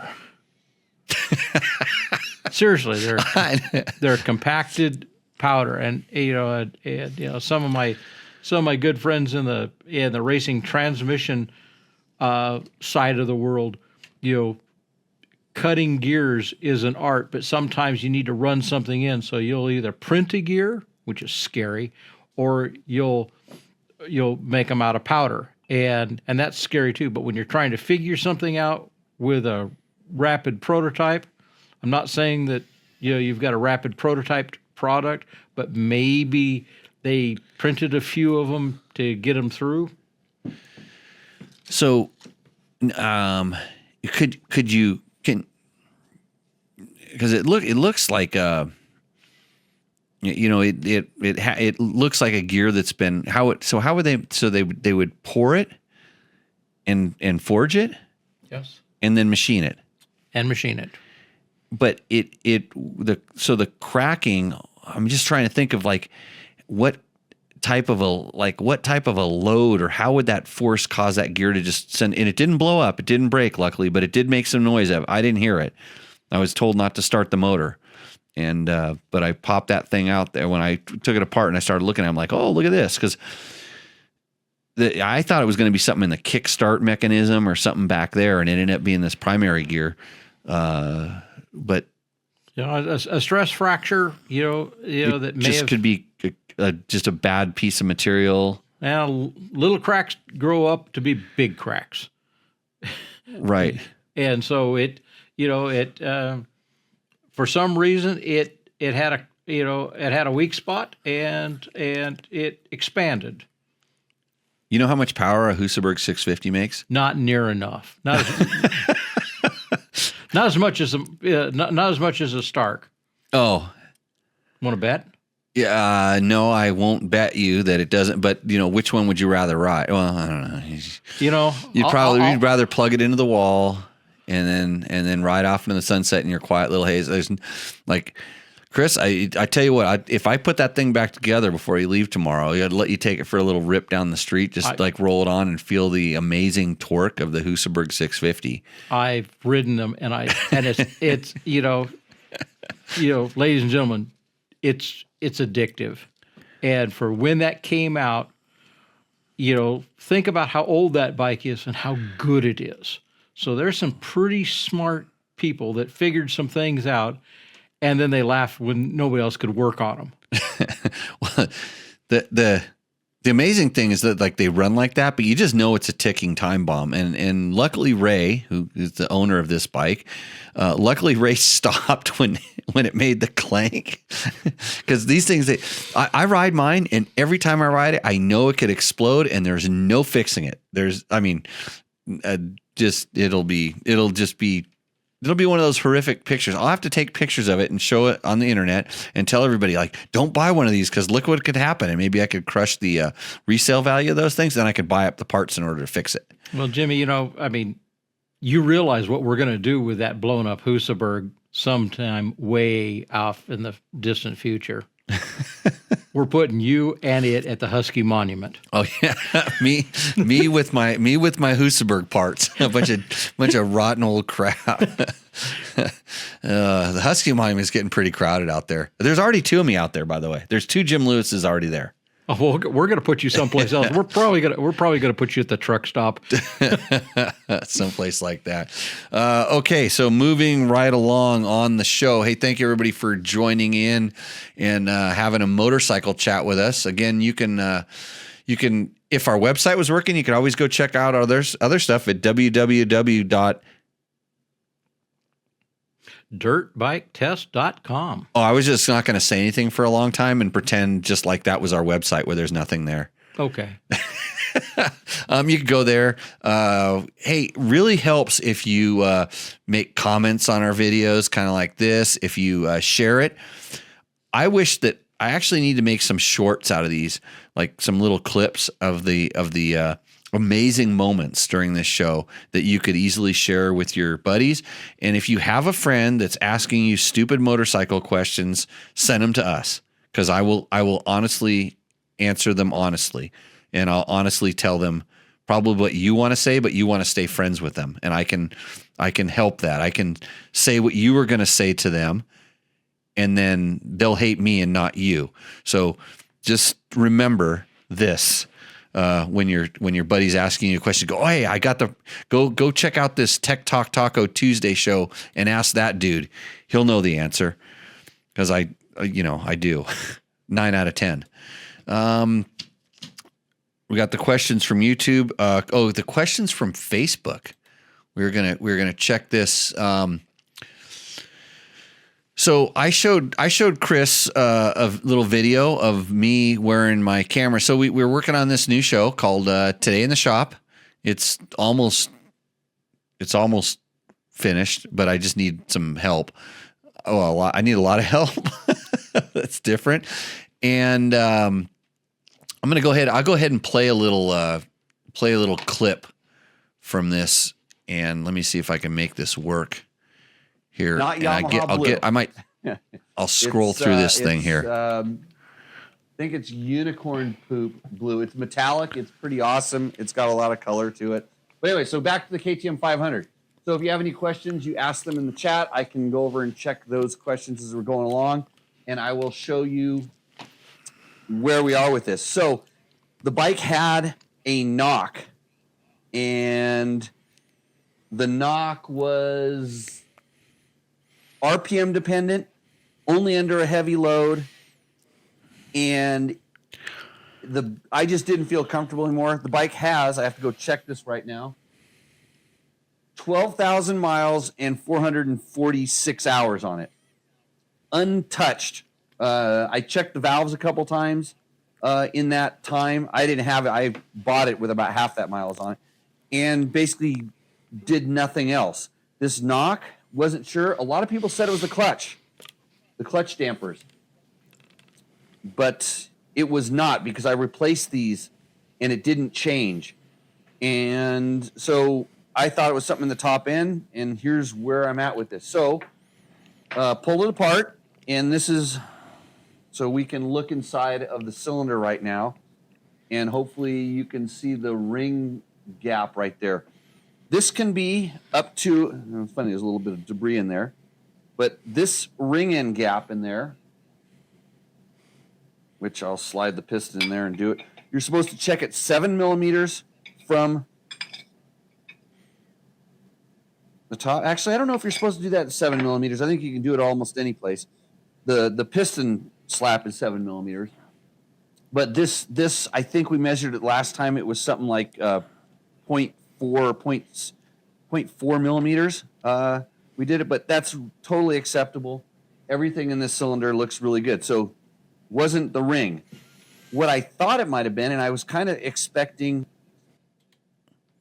And I'm going to pause that right there, Chris, because what we did is I took Chris out to the shop because I said I wanted to have what do we call these? I wanted to have live aids inside of here. So here's the piston that we were talking about, and this is how you learn things. You show some of your friends that have good mechanical skills some things, and Chris told me something about feeling the rings. And so when we're going through the process here, so he said, do you have the ring we could feel? And so kind of explain to everybody what you told me there. Okay. To back up just a little bit, the ring in gap, there's a formula for that, which is based upon the diameter of the bore. It's top secret. Can't tell you all that. You have to learn it from somebody that's old. It's written right on the sheet that came with the Wiseco piston. Yeah. It's amazing that it's actually right in there. And then that formula actually correlates to the exact numbers that are in the KTM owner's manual for that particular bike. So I just want to give away all your secrets, but keep going. Yeah. I mean, the biggest secret is read the instructions. But what, Jimmy was showing me this, and the first thing I do is I get the piston ring and I start seeing how sharp it is. Whether it be the top or the bottom edge, and rings usually have a bit of a chamfer on them, and so when that chamfer has been worn away, the edge gets sharp, and you can kind of see if the rings are excessively worn, and there's some other telltales. So the sharper they are, the more worn. The more they are. More worn they are, because you've gone past the chamfer on the ring edge. And what wears out a ring? It's always the oil. It's always the oil guy's fault. It's never dust or dirt. Chris, by the way, is an oil guy. And so it's never the air cleaner guy or the air filter oil guy or the guy who installed the air filter. Yeah, it's never him.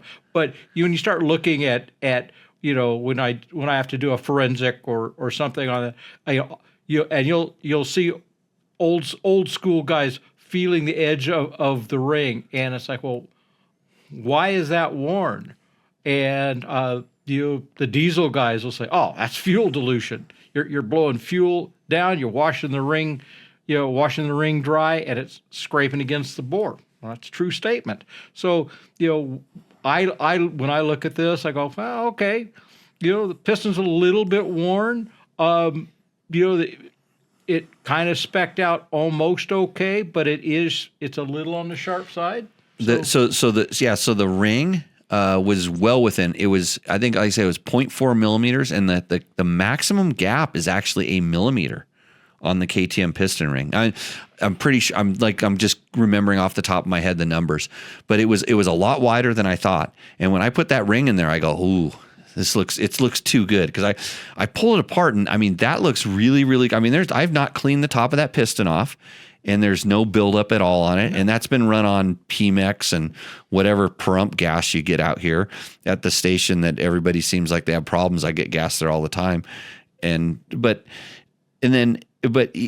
so in this video, and we'll watch it in a little bit here, because I actually started measuring the piston slap, the skirt to cylinder bore with a feeler gauge, and people in the videos commenting that that's not how you do it. How can you measure the thing? And they're like, you should use a bore diameter tester and very, very expensive tools.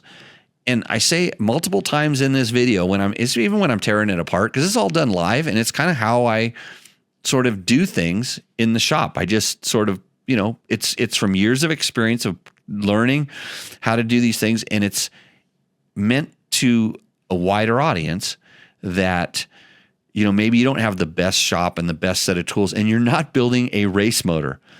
I mean, for me, this motor, the next thing it will do is will take me the entire length of the Baja Peninsula, probably shortly after I do 4 or 5 days of rally training with this one Ricky Brabeck guy.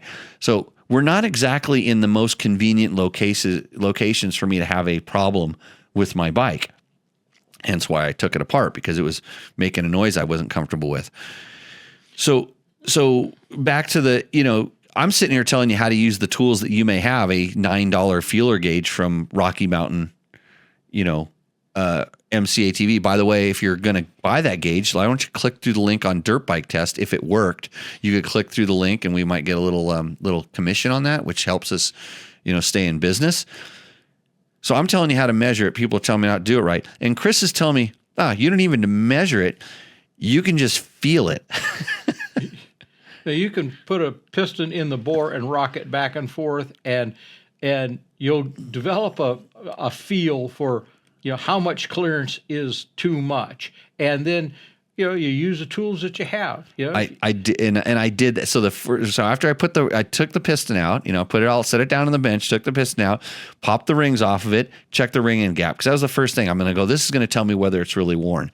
And the next thing, with the piston with the rings off of it, I took it in there and I rocked it. I'm like, God, it's not that bad, but I don't really know. I haven't done a 500 for a while. I don't really know what that rock feels like, but I would take it and go, tick, tick, tick, tick, tick. I go, God, I'm thinking about that noise at high RPM. Could that be the noise that I was hearing? RPM. Yeah, could that be the noise that I'm hearing while I'm riding up a sand dune?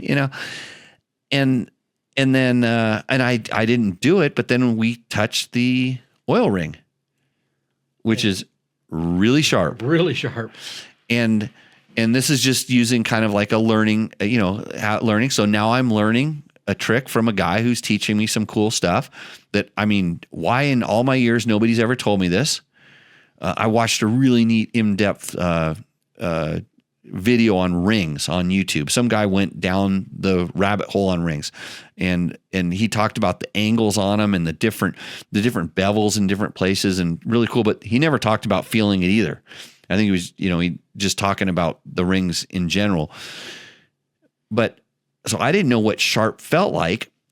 And I felt, the lower ring, and I'm like, hey, is this too sharp, or what's this? And he's like, oh yeah, that's pretty sharp. Like it's like a razor blade. If you run your finger across it at 90 degrees to it, not bad. Go along the edge, bad. That's that it might start cutting you. But I didn't know what it felt like. So what do we do? We had a little discussion, and we played with it, and then said, yeah, we felt it, and we took a look at it, and then we went and got the new one. We got the new one. Felt the difference between a new one and the used. And here's a trivia question. For me? Yeah, for you. Okay. What's the hottest part of the piston? It's the ring. Yeah.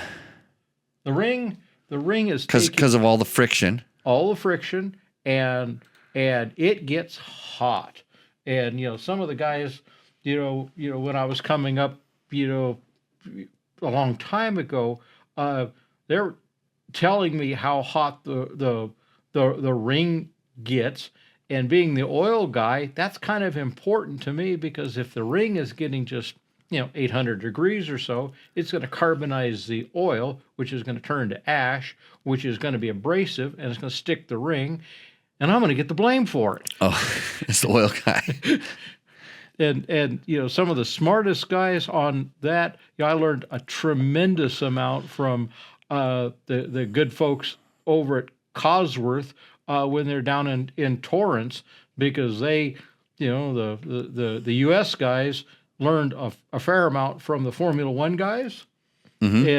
And when they came over here and they said, okay, us Cosworth guys, we're gonna build some NASCAR motors and go beat up on the good old boys. And first thing they found out is in their qualifying best case scenario on their engineered stuff, they were only about 50 horsepower lower than the other guys. And they go, oh, experience. And that's what I'm telling you, experience. And I'm looking at this, and you say you don't use good gas and all that. I was looking at this piston in the light. There is not one indication at all of pre-ignition. No, or that detonation. was so. This is a crazy thing. This is a stock 21. I think 20 or 21. I don't know. They're the same. KTM 500 EXE, reed valves in. The only modification is to an FMF slip-on. So mostly, then I've been trying different stuff. So I would say they're mostly Qs. So, and I've been using different end caps and some different internal things inside of it. But but not the stock muffler. But it had the stock muffler on it for a long time because I didn't have the muffler I was running. But I'm kind of blown away because some of the older ones I took apart, my 2016 earlier ones, had a lot around, kind of right on the little edges where the cutout for the valve is, like right in There's the pockets. Yeah. And when you started asking me about the hottest part, I was starting to think the center of the piston was kind of my thing, and then I'm going, well, maybe not, because there's so much area for it to disperse the heat. And then and then I was thinking, oh, maybe it's a trick question, because maybe it's something under the in some player in the underneath the base, because I've seen burn marks, especially on my 2-stroke pistons. A lot of times you'll see a burn mark up on the top of on the backside of the dome. Yeah, in other words, the burn mark. When I was doing a lot of 2-stroke stuff, we'll talk about 2-strokes here in a bit, I think. You can tell how fast the guy's ride. You turn the piston upside down. If he's got a little bitty, if he's got a little bitty burn mark, yeah, he's good. But a fast guy, and that burn mark's all big. Burn mark's all big. It's like that guy's running sustained temperature for a long time, and when you start getting that burn mark and the oil residue, it's like, okay, well, as long as everything else is good, if the burn mark's real big and there's no detonation and no scuffing, the ring isn't too sharp, oil's doing its job. And if there's scuff marks or they're holding the piston, well, then the oil guy needs to up his game. Yeah, scuff marks like this one. Yeah. You know how that got there? It's custom. No. Yeah. Well, I customized it. It had the bike had this thing. It's called a it's an oil injection system on that bike. Yep. And the oil injection system comes with a light that lets you know when the oil in your oil injection system is low. Yep. Well, my light was always on because it was faulty. The sensor was faulty. So the guy operating it didn't put the oil in the bike, and then it went like that. So that's what happens when your light's on, even though it's always on. Yeah. I called the person and said, I need a new thing that makes this light work properly, at least a week before that happened. So I'm going to absolve myself from all the blame. Well, you got to have oil in there. Yeah. Hey, got a quick question for you, Chris. Curly Stoker says, Senior Chris, 88 ethanol free is widely available in my area. 91 ethanol free at one specific location. I ride a 300 2-stroke. My wife just got in bed and said, Jimmy, I've missed him. I'll bet he misses me too. Anyways, back to octane. Octane, ethanol free versus purchasing higher octane like a 98. Pros or cons to all of that? Thanks, Curly. I really hope your wife didn't say that, but you're lucky that Chris is here. Okay, octane resistance to knock. So, knock is caused by air fuel imbalance, and the higher the octane, the more cushion you have to prevent pre-ignition or detonation, and they're not the same. So, this is kind of a but question. If you're at high elevation and you've got 88 octane fuel and relatively low compression, I would go with that. But if you're at sea level and high compression, well, I definitely go with the higher octane.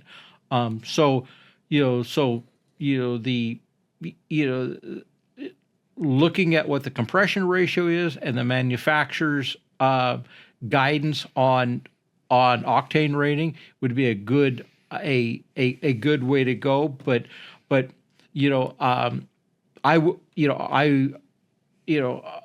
a 300 2-stroke, if providing it's relatively stock, the lower octane fuel should be just fine.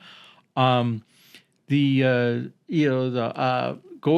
with the 98 octane fuels, when you start going that direction, very often you'll wind up with either leaded fuel or something that's oxygenated, and sometimes that just kind of burns a little bit too slow, and that can generate a fair amount of extra heat for you. So, you source the octane of the fuel to match the engine, and you also have to look at the other specifications on the fuel, initial boiling point, and some of the distillation properties, and that's what I get paid for with some of the race car stuff. I've got some teams that I work with, and they go, "What do we do?"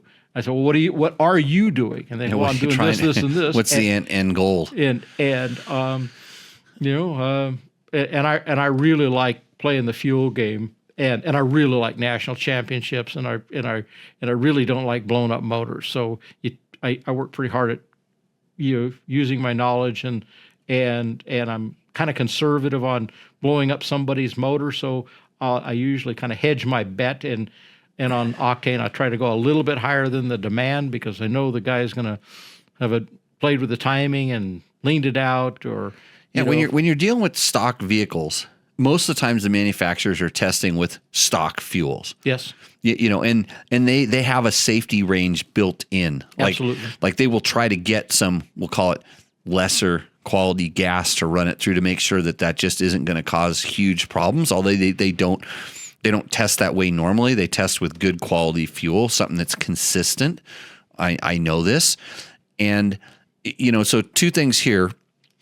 Kind of speaking to the 88, and the thing that strikes me is like ethanol free, because we don't get that often, out here, Nevada, California. It's kind of a more northern sort of a thing.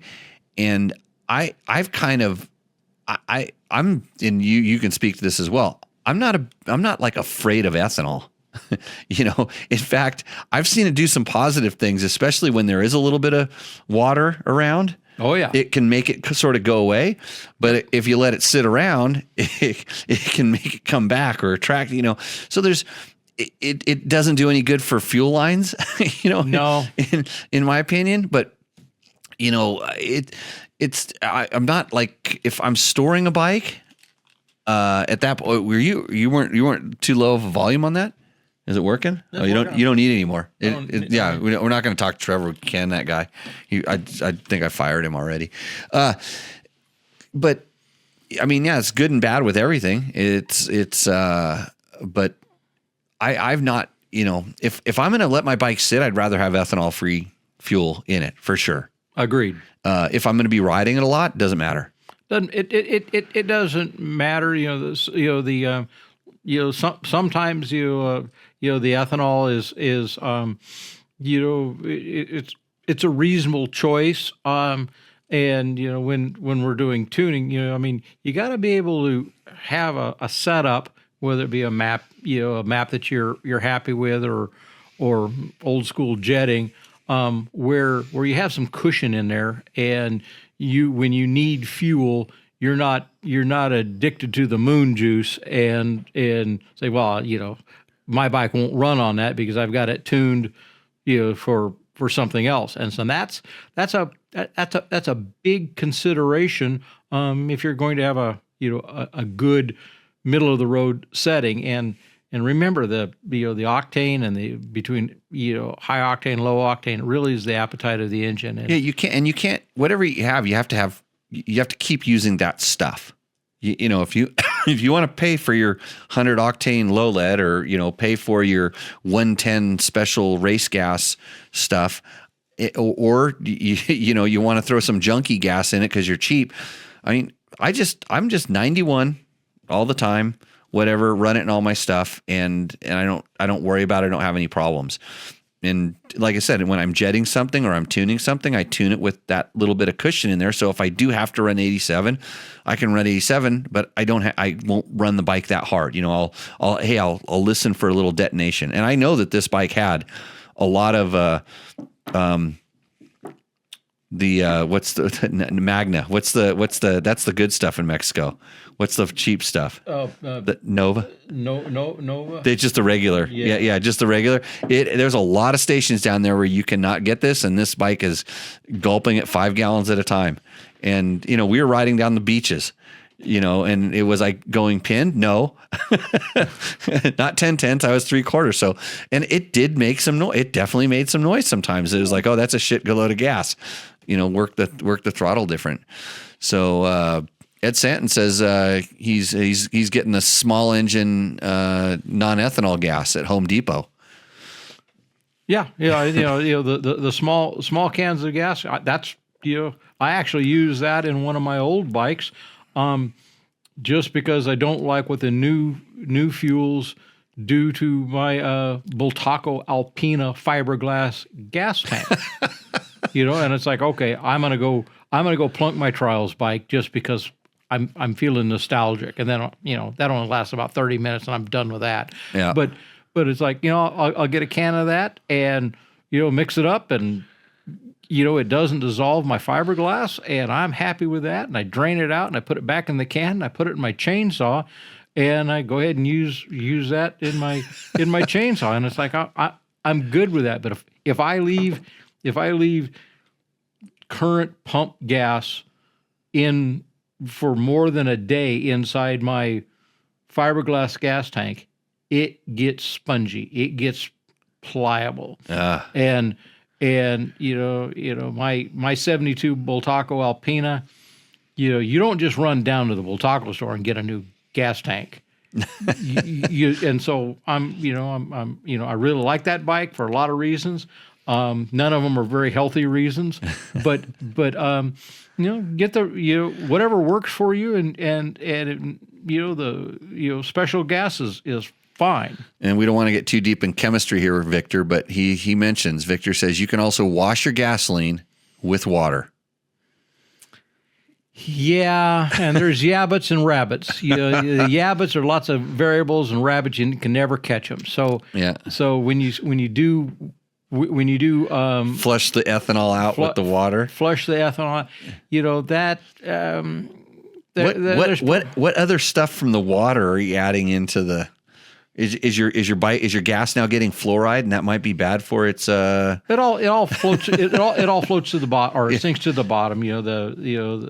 Gasoline is lighter than water, and so the gas will float on top of the water, and so when the water goes through, it absorbs some of the alcohol, and that goes to the bottom, and so now you have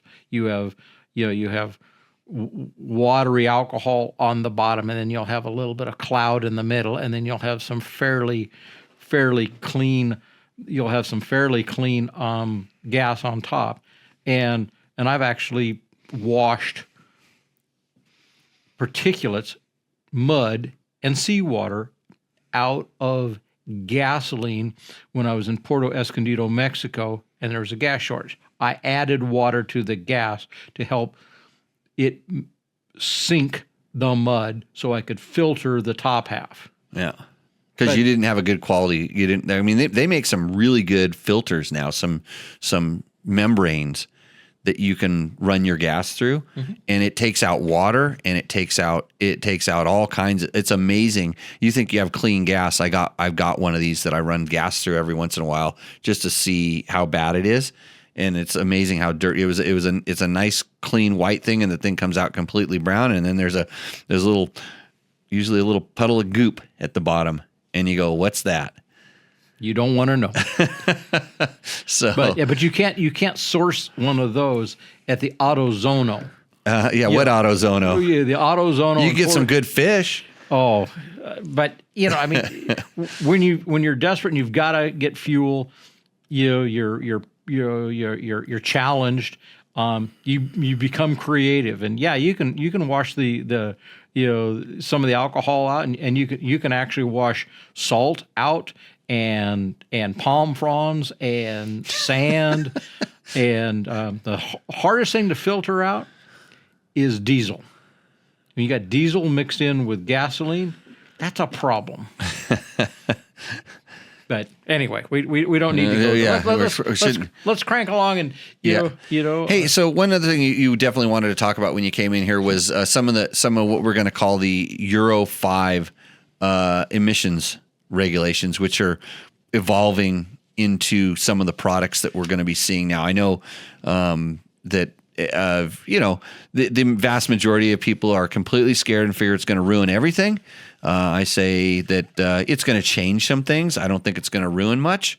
But what do you say as an expert in this field? Okay, the Euro 5 emissions are versus the we're trying to measure emissions, and so there are different test procedures that are used, and so the Euro 5 the European test procedures use a different drive cycle. It's faster. It's the treadmill. You have to spin the treadmill faster, which gives you a different emission signature because the engine is running at a different RPM than what the EPA or the CARB, the North American emission drive cycle is. So we're kind of getting into some more global harmonization, which is, on one hand, it's pretty good. But the targets, the emission, the emission levels that we're tasked with trying to meet, it's more stringent, and there's some more diagnostic. Isn't warm up kind of one of the things that they're really trying to clean up is when these bikes start up? Oh yeah. The first, the drive cycle mimics taking your dirt bike across town with a cop behind you, and you don't have a driver's license, and maybe there's a warrant for you. So you're being real careful. So the emission test, there is no warm-up period. The bike is cold soaked for 12 hours. It's strapped on the dyno. It sits in there overnight. And then when the buzzer goes off, the test starts, you start it and you go. And it's an urban drive cycle, so it's low RPM, low speed, no wicking the throttle, no warm up, and in that mode, of course the engine isn't efficient. It's not up to operating temperature, so it's dirty. So when you're looking at cleanliness. It's very possible to fail the test in the first 5 minutes, and there's no coming back from that. And that's because the catalytic converter hasn't come up to temperature. The cat hasn't lit off, and we're not talking about lighting the cat off. Yeah, I got a cat right here. Let's light this cat up. Yeah, and so follow Selma on dirtbiketest.com. Smile, look at.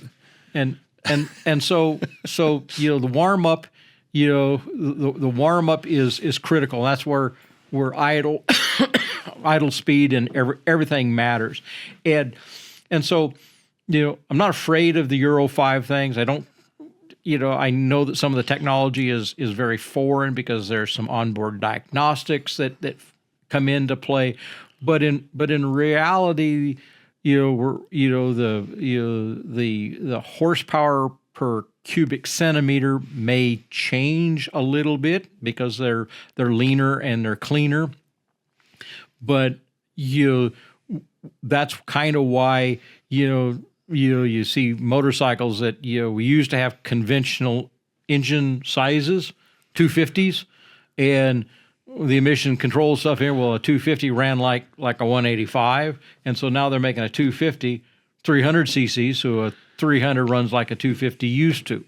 But they're cleaner, they go further on a tank of fuel, they're a little bit more complicated, but we've, part of the emission strategy is, we went from carburetors to fuel injection. And some people say, I'll never, I'm never going to fuel injection. And then there's a lot of us say, man, I've changed too many pilot jets in my life. I like fuel injection because I can tune it, and I never have to clean a jet. Oh yeah, I'm there with you. And so looking at the new emission targets, we're going to see some changes. It's going to be harder on the little guys that can't quite get there. But but As far as being smaller manufacturers that just don't have access to that technology right away. well, they have access to it, but a lot of them are price sensitive. You know, Okay. you can buy a Nissan ECU and you can program it, and you can buy a good catalytic converter, and you just have to ante up. Some of the guys have product that it's very price sensitive, and the emission the emission requirements has very significant durability requirements affiliated with it. So that's really a challenge for some folks, and on the overall, I'm pretty much in favor of some harmonization. Unfortunately, CARB is CARB, and they want Euro 5 with a different scoop and a different flavor, and that's a challenge. But they've had to back off a little bit, and so we won't see that in California for a while. But globally, we'll see more Euro 5 vehicles, and the manufacturers will build to a global harmonized standard to a large degree, and it's going to be better for all of us. And so for this, like, I know the startup is kind of the thing, the early, they're not warming them up. And is that akin to just starting up your bike and taking off and going riding? And then it can't brake because you're doing this. It can't seize, in other words. So which is kind of could be problematic if you just take off and start riding. But I mean, you think about it, we do this all day long in our cars, and the car has the volume to carry these emissions components, or the ability to do different things. And I've heard a lot of stuff about, same things like, preheating cats and different, kind of like some closed loop systems to store and burn things, and do a lot of, stuff to make them. They're trying to make them like zero emissions, and which is like kind of like that's the pie in the sky impossible goal. Well, it's a target, and we'll get less emissions. We've made huge progress. But you never notice when the motorcycles, you have you read the manual and you go, man, this thing, its idle is 1900 RPM or 2100 RPM. It's like, and you start the bike up and it's like, ooh, why is it revving so high? Why is it revving so high? And that's to generate heat quickly so that the tolerances can equalize. Yeah. And you can light off the cat if it has a cat very quickly, and then it starts, it becomes efficient very early on, and by having that high idle, it allows on the larger vehicles that have good oil pressure and good volume, that high idle immediately fills the engine oil galley with pressurized oil right away. Yeah. And so the emission test, and one of these days I'll put a video up, showing what that looks like. And it's, it's like a video game, and you look at the drive cycle and you say, man, that's not how I ride my bike. It's like, well, we sit there, we start our motorcycles, and I let my bike warm up long enough for me to buckle my chin strap and put my gloves on and make sure my backpack isn't. I try to do that sometimes, but when I don't, I mean, I rode 6 days where you had 1 minute to get your bike started, and these are air cooled 4-strokes back before there were 4-strokes, XR250, and you had to start and ride 100 meters in like a minute or 30 seconds. I don't remember what it was, but you got penalized if you didn't. Yeah. And so I learned how to ride my bike very carefully right after starting up, right after I'd been sitting in a cold, 30-degree morning and go. But I think on the motorcycle, like the problem is like we have the technology to do all that stuff. Just packaging it is difficult. It's hard because we want small, lightweight packages, and we just we just don't have much space to put advanced ECUs and vapor recovery systems in our vehicles, and it's a challenge, but you look at how far we've come. We've made huge strides, and I think that's that's kind of indicative of emerging technologies. We're getting smarter, and we're getting there. But you mentioned 6 days, right? Yeah, I went there a couple times. Yeah,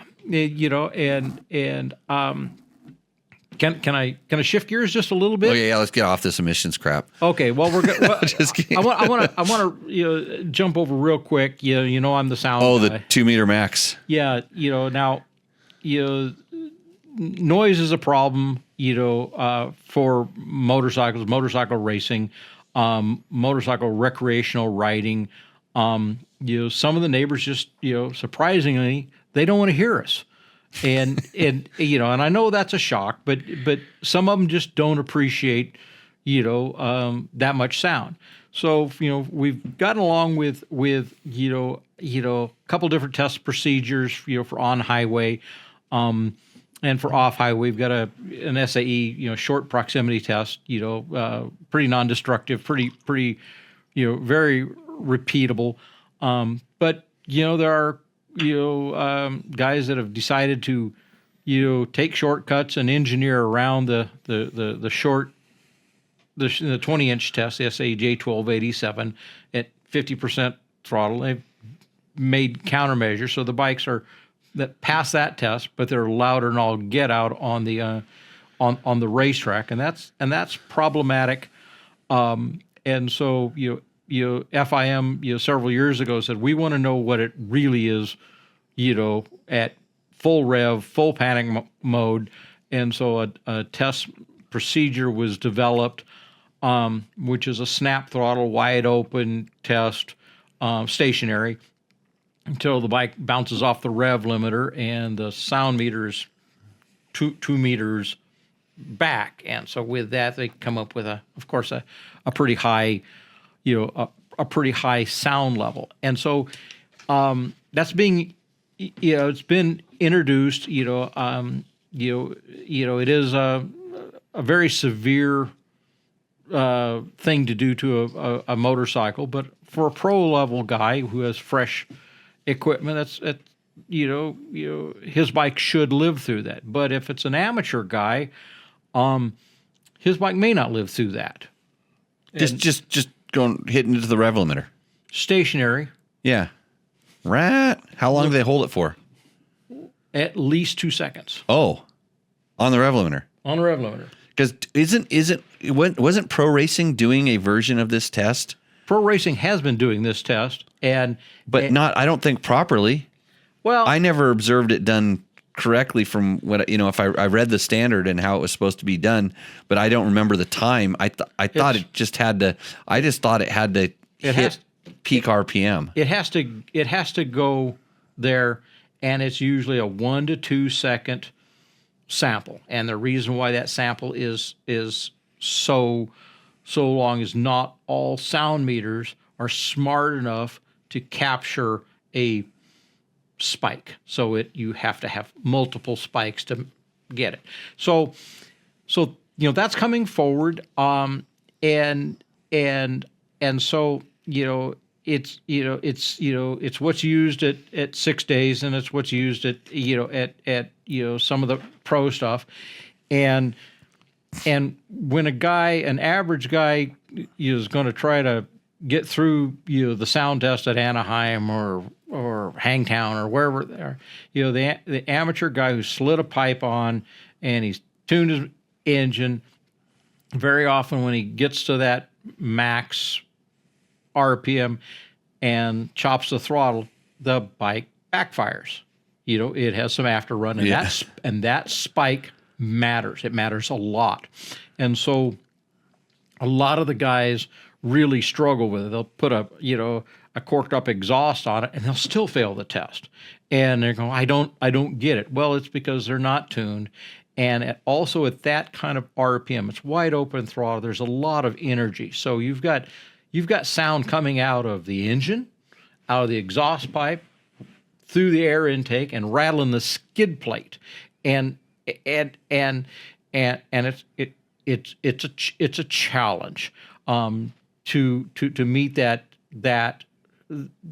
test method.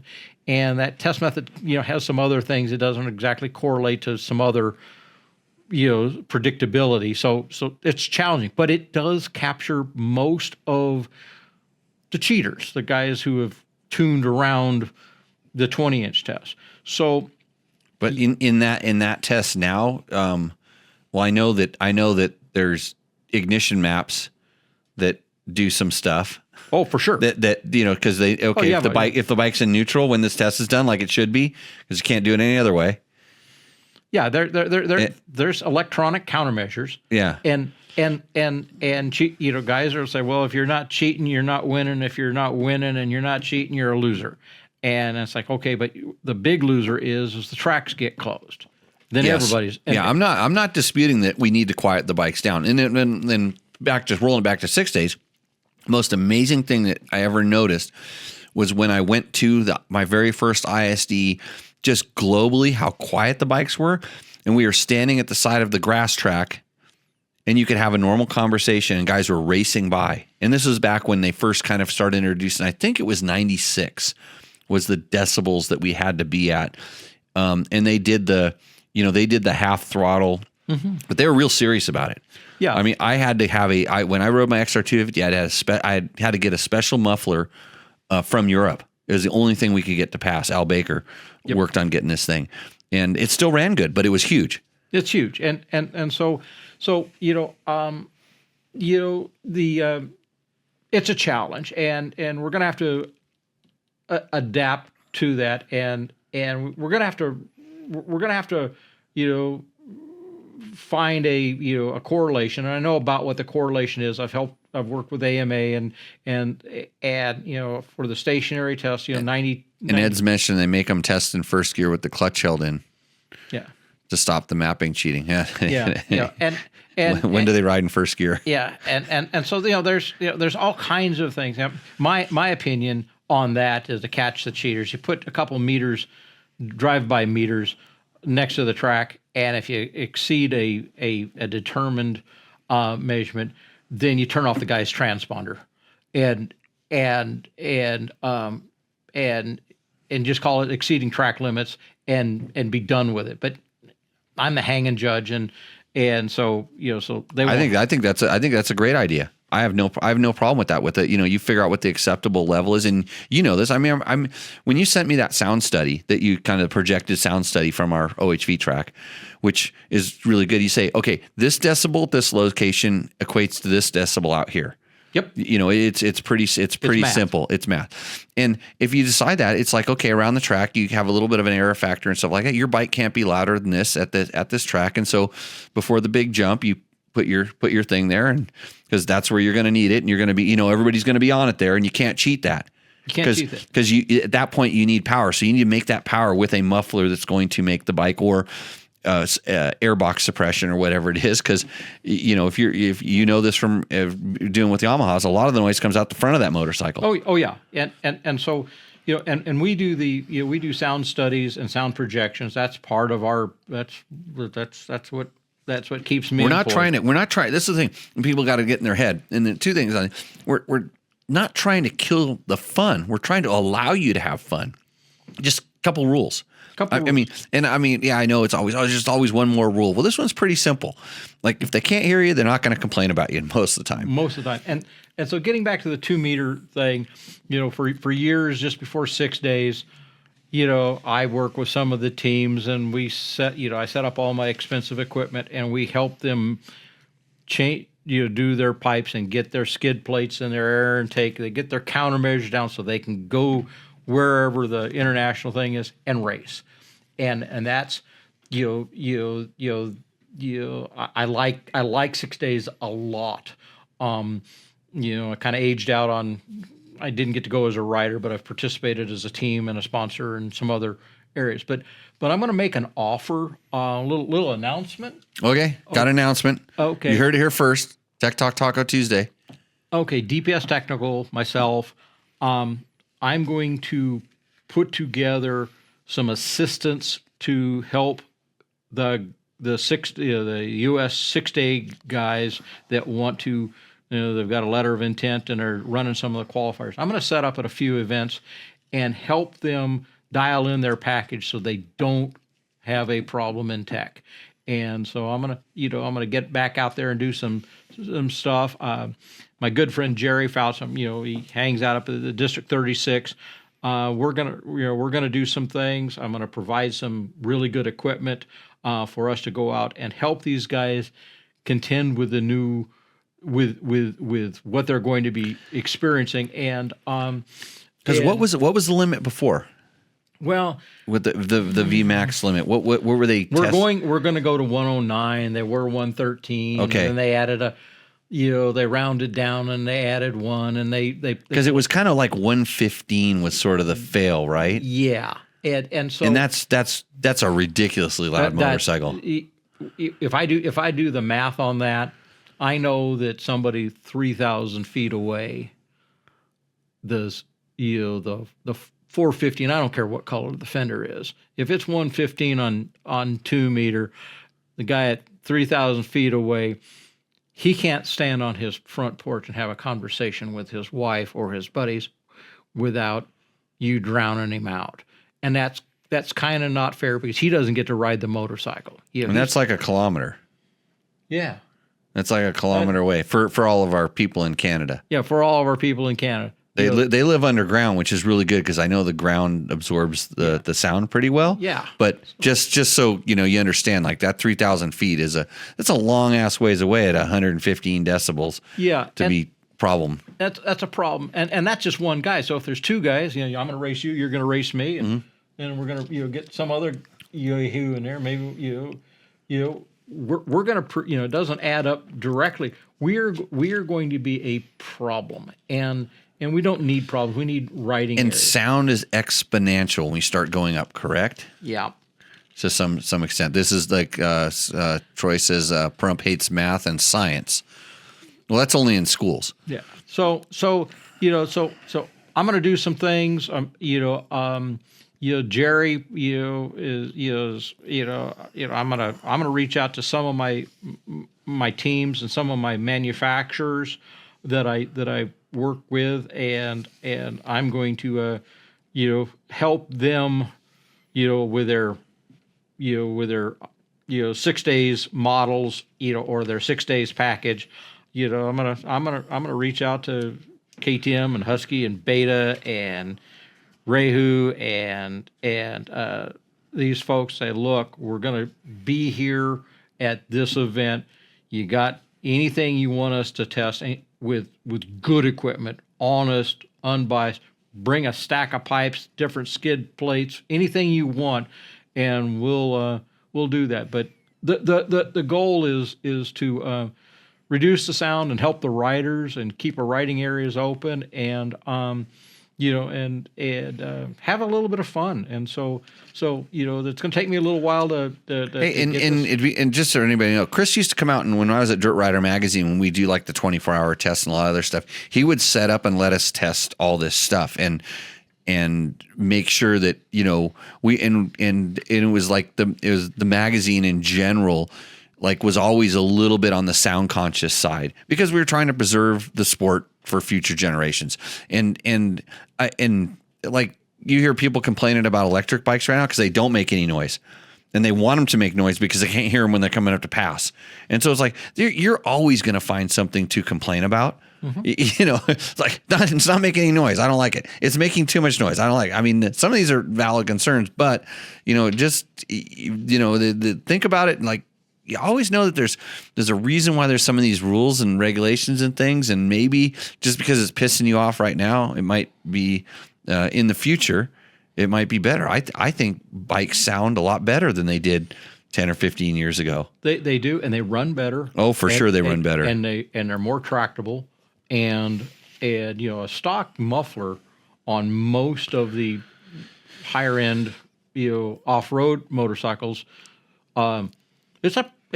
it performs pretty doggone good. I know this for a fact that the aftermarket manufacturers have a hard time producing slip-on mufflers that perform better than stock. They're having a hard. They may look cooler and they may have better colors and more carbon fiber and all that stuff, but they're having a hard time just slipping on and making more power or better power in that essence. They have to go to complete systems.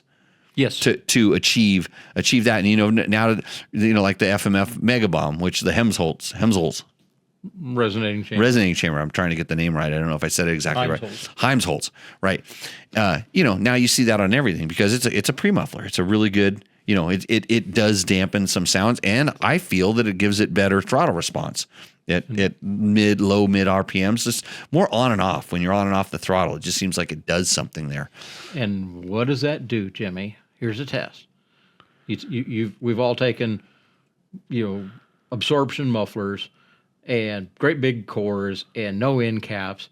And what does it do? It kills low end, doesn't it? Yeah. Because it doesn't have any back pressure. The back pressure helps keep the engine running. And so that resonating chamber actually builds some static engineered in back pressure to make the engine run better. And it also kills some sound. Yeah, but as a side effect. As a side effect. Right. But that chamber is quite effective. And there's different designs. There's tubes inside of a tube or they're still trying different things. How many holes and where the holes are located and where the holes go into a single chamber or double chamber. Anyway, like it's kind of nuts. So anyhow, Chris is going to help you if you're going to the ISD or if you are trying to design an exhaust system. He can help you out there too.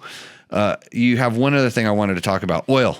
Oh yeah. What's the best oil for me to put in my not that I don't know, because and you saw my oil. I don't if you are looking to sponsor the show and you have an oil company, you call me up and you can be my number one main oil like tomorrow. Just send the money first and then we'll talk about how I can integrate you into my program. But you saw my oil collection. Yep, saw your oil collection. And it was good, right? Pretty good. Why? Because if you have oil on the shelf, chances are you're going to put it in your motor. I'm going to have oil in my motor. Yeah. Yeah, that's the best oil to have is oil. Yeah. Yeah. and so that's what we learned on the first time Chris was in here on this show. And I wish I had a producer, an assistant, they would say, oh, that's episode something. 33 and 34. 33 and 34. Oh, we had to split it in two. It was so long. Yeah, well, we did pick on Chris for blowing up your bike. And I kind of deserve that.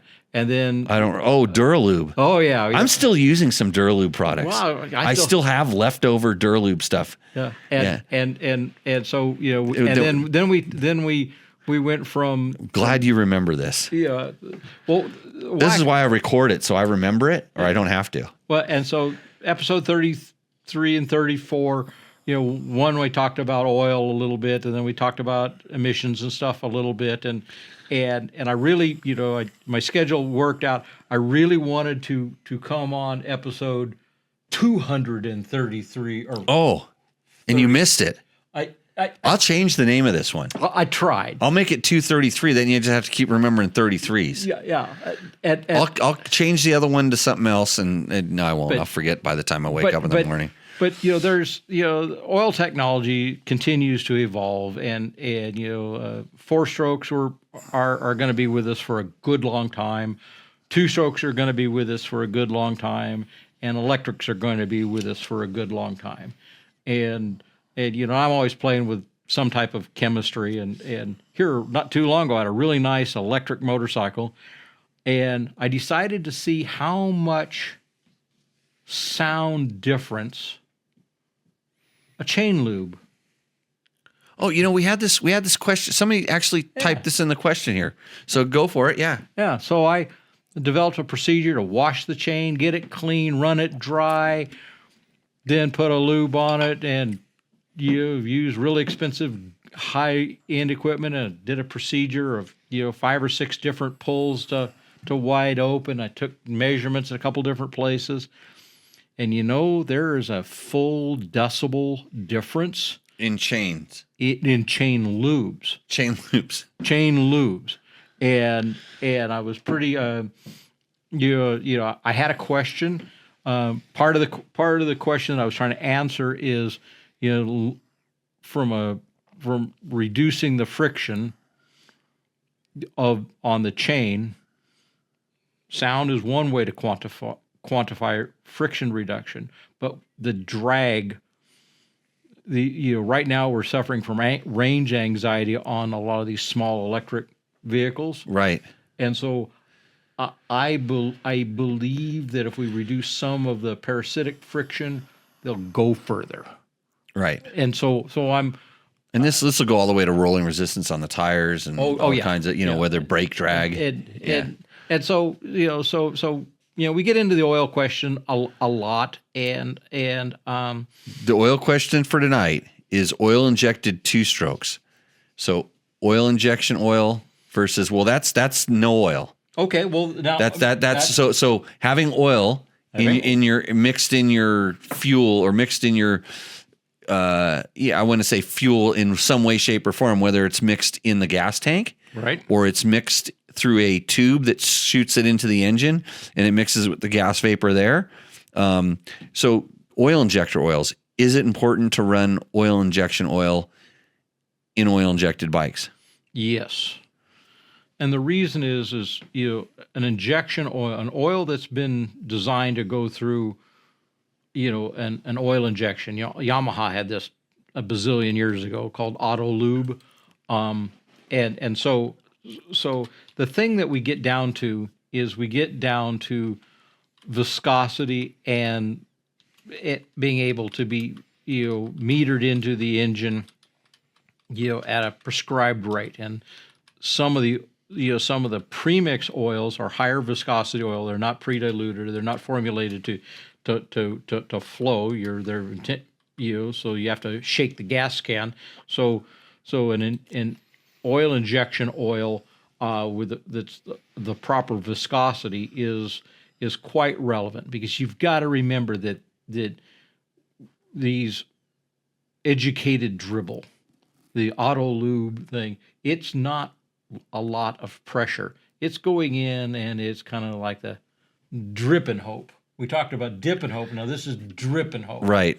And so we're hoping that the oil is thin enough for the little oil pump to pump it, and then we're hoping that it's compatible with the fuel enough to mix pretty quickly, and then to keep things from going squeak. And I've done a lot of squeaking. Uh-huh. And so yeah. I haven't, for the amount that I ride. Well, in development, I'm not doing too much in the 2-stroke stuff anymore. My focus has changed a little bit, but leading technology on 2-stroke stuff, you really need to have viscosity and you really need to have mixability, because remember, you have a very, you're dealing with 2% of the equation. 98% is the gas. And So it's only a little bit that's going in. So can you put can you mix injector oil in your gas, like in your gas can? And will it do the same job, or is it? And this is the question I actually have: is it diluted? Yes, it's diluted down so it mixes better. There's more carriers in it. Well, it doesn't have to be carriers. It could be formulated to be very, very low viscosity, very, very, very fluid, and you get that with some of the more exotic esters and synthetic components. Right. And so is it diluted with solvent? I mean, that's where we started a long time ago with outboard oils, the TCW, 2-cycle water-cooled oils. They were cut with 15 or 20% Stoddard solvent. It was mixed, 2-stroke mix with and it was pre-diluted. And so how do you know? Well, you can smell it, number one, or you put it in a vacuum chamber and you perk off all of the stuff and say, what is the base chemistry? But the oil guys are they're getting smarter. There's a lot of B students out there, few A students, as a matter of fact, that are formulating really, really good 2-cycle oils that mix quickly and are somewhat interchangeable. You can pre-mix them, or you can oil inject, auto lube them. It really depends upon the chemistry that they're using. What ratio would you, if you're going to, what ratio you're going to mix them, and that's a whole nother, that's a whole nother subject. But the oil injection 2-strokes have some advantages, but you got to stay on top of some of the check engine light. Sometimes it works and sometimes it doesn't, and or it works all the time, and then he doesn't fill the oil back up. Yeah, I've done that. So I'm pretty happy with oil injected stuff. I have been pretty careful about using oil injector oil in that bike. I haven't thrown my Maxima 927. No, that would that probably wouldn't work out too well. I want to try it. Well, do it on a really cold morning. No, I wouldn't try to fail the test immediately, but I always kind of wonder about that. And then what about mixing oil injection oils? Like, what about you put in some, let's just say Redline 1 week, and then next week you put in some Maxima. Well, that's good. That's a valid question. But what has happened with the International Standards Organization, ISO? They've made most of the oils are very compatible with each other. So it's not ideal, but it's certainly not the end of the world.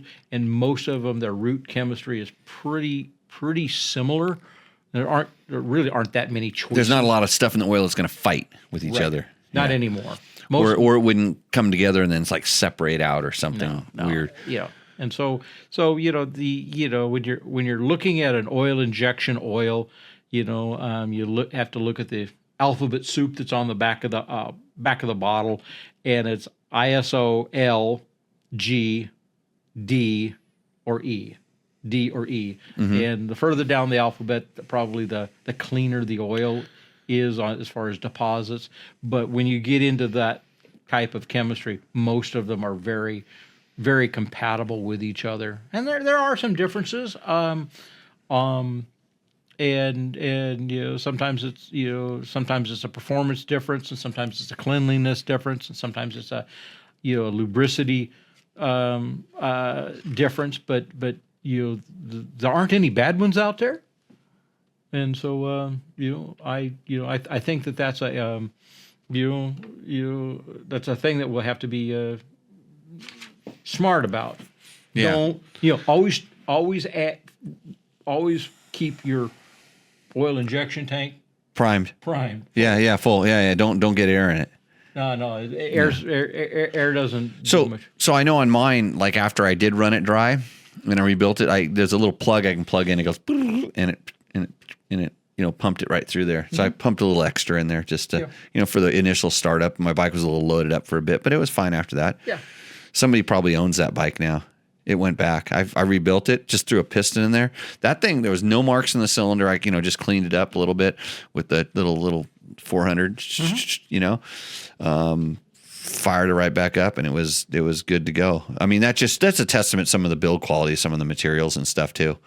I mean, and there was probably a certain amount of oil in there, and just that one spot is what got. Yeah. That's where it ran out. Well, I mean, pistons don't swell up round. Yeah. So if you got a tight spot, you got a custom piston. Yeah, it's all good. Yeah. So that's remember Mike Young? Oh man, yeah. He said, look at old Chris. Yeah. He's not seen him in years. Well, he said he looks good. Yeah. Mike, good guy. Riding ATKs and Vertimos. He rode Husabergs. And Husabergs. Husabergs. big gun mic, had Oh, you made loud ass exhausts. I mean, that Back in the big guns. big gun, and Yeah. so, I mean, I miss seeing, so many of the guys, my, my,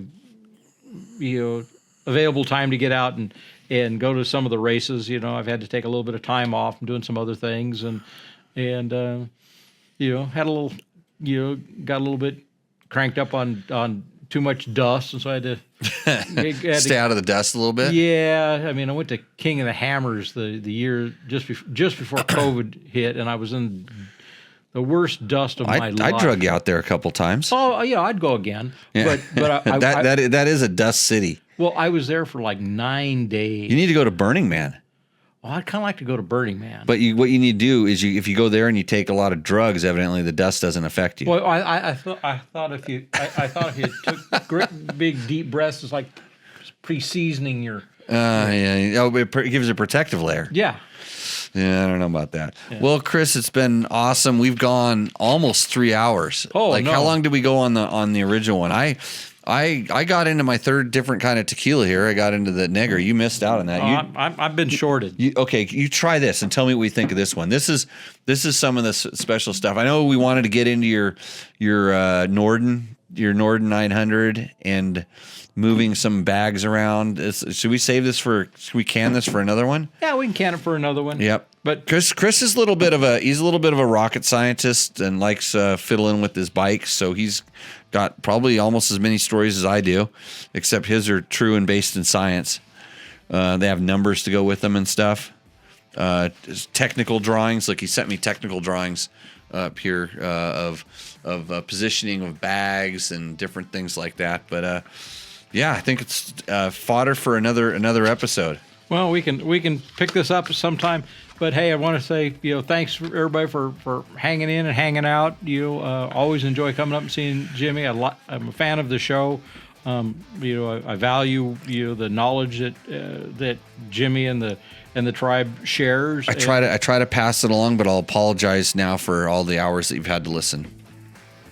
I mean, all the crap you had to wade through to get to the good parts. Well, anyway, thanks, and I want most of you guys to keep a quiet exhaust on your motorcycle, and the ones that don't, I'd like him to ride past City Hall so somebody gets sued, so I can go and do the noise abatement and sound study, because that's where I make my money. So. Yeah, well, I appreciate all the help, and like I said, we're just trying to keep kids on dirt bikes.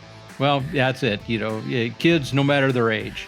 Well, I was going to get to that too, because I need to test my kiddo all the time. So, everybody, thanks for hanging out for this long show. It's been awesome. I will see if we make it back next week. All of our sponsorships ran out, so there's really no reason for me to do this, and I should just go riding. But you never know. I'll probably be back here. So, with that, everybody, we will. See you out in the trail. So cheers. Now I got to figure out how to turn off this show. If you liked what you saw in this video, come check us out over at dirtbiketest.com on the webs. We have bike tests, product tests, a lot of fresh dirt, and you can even support us by clicking through our links. Hopefully we'll see you out in the trail.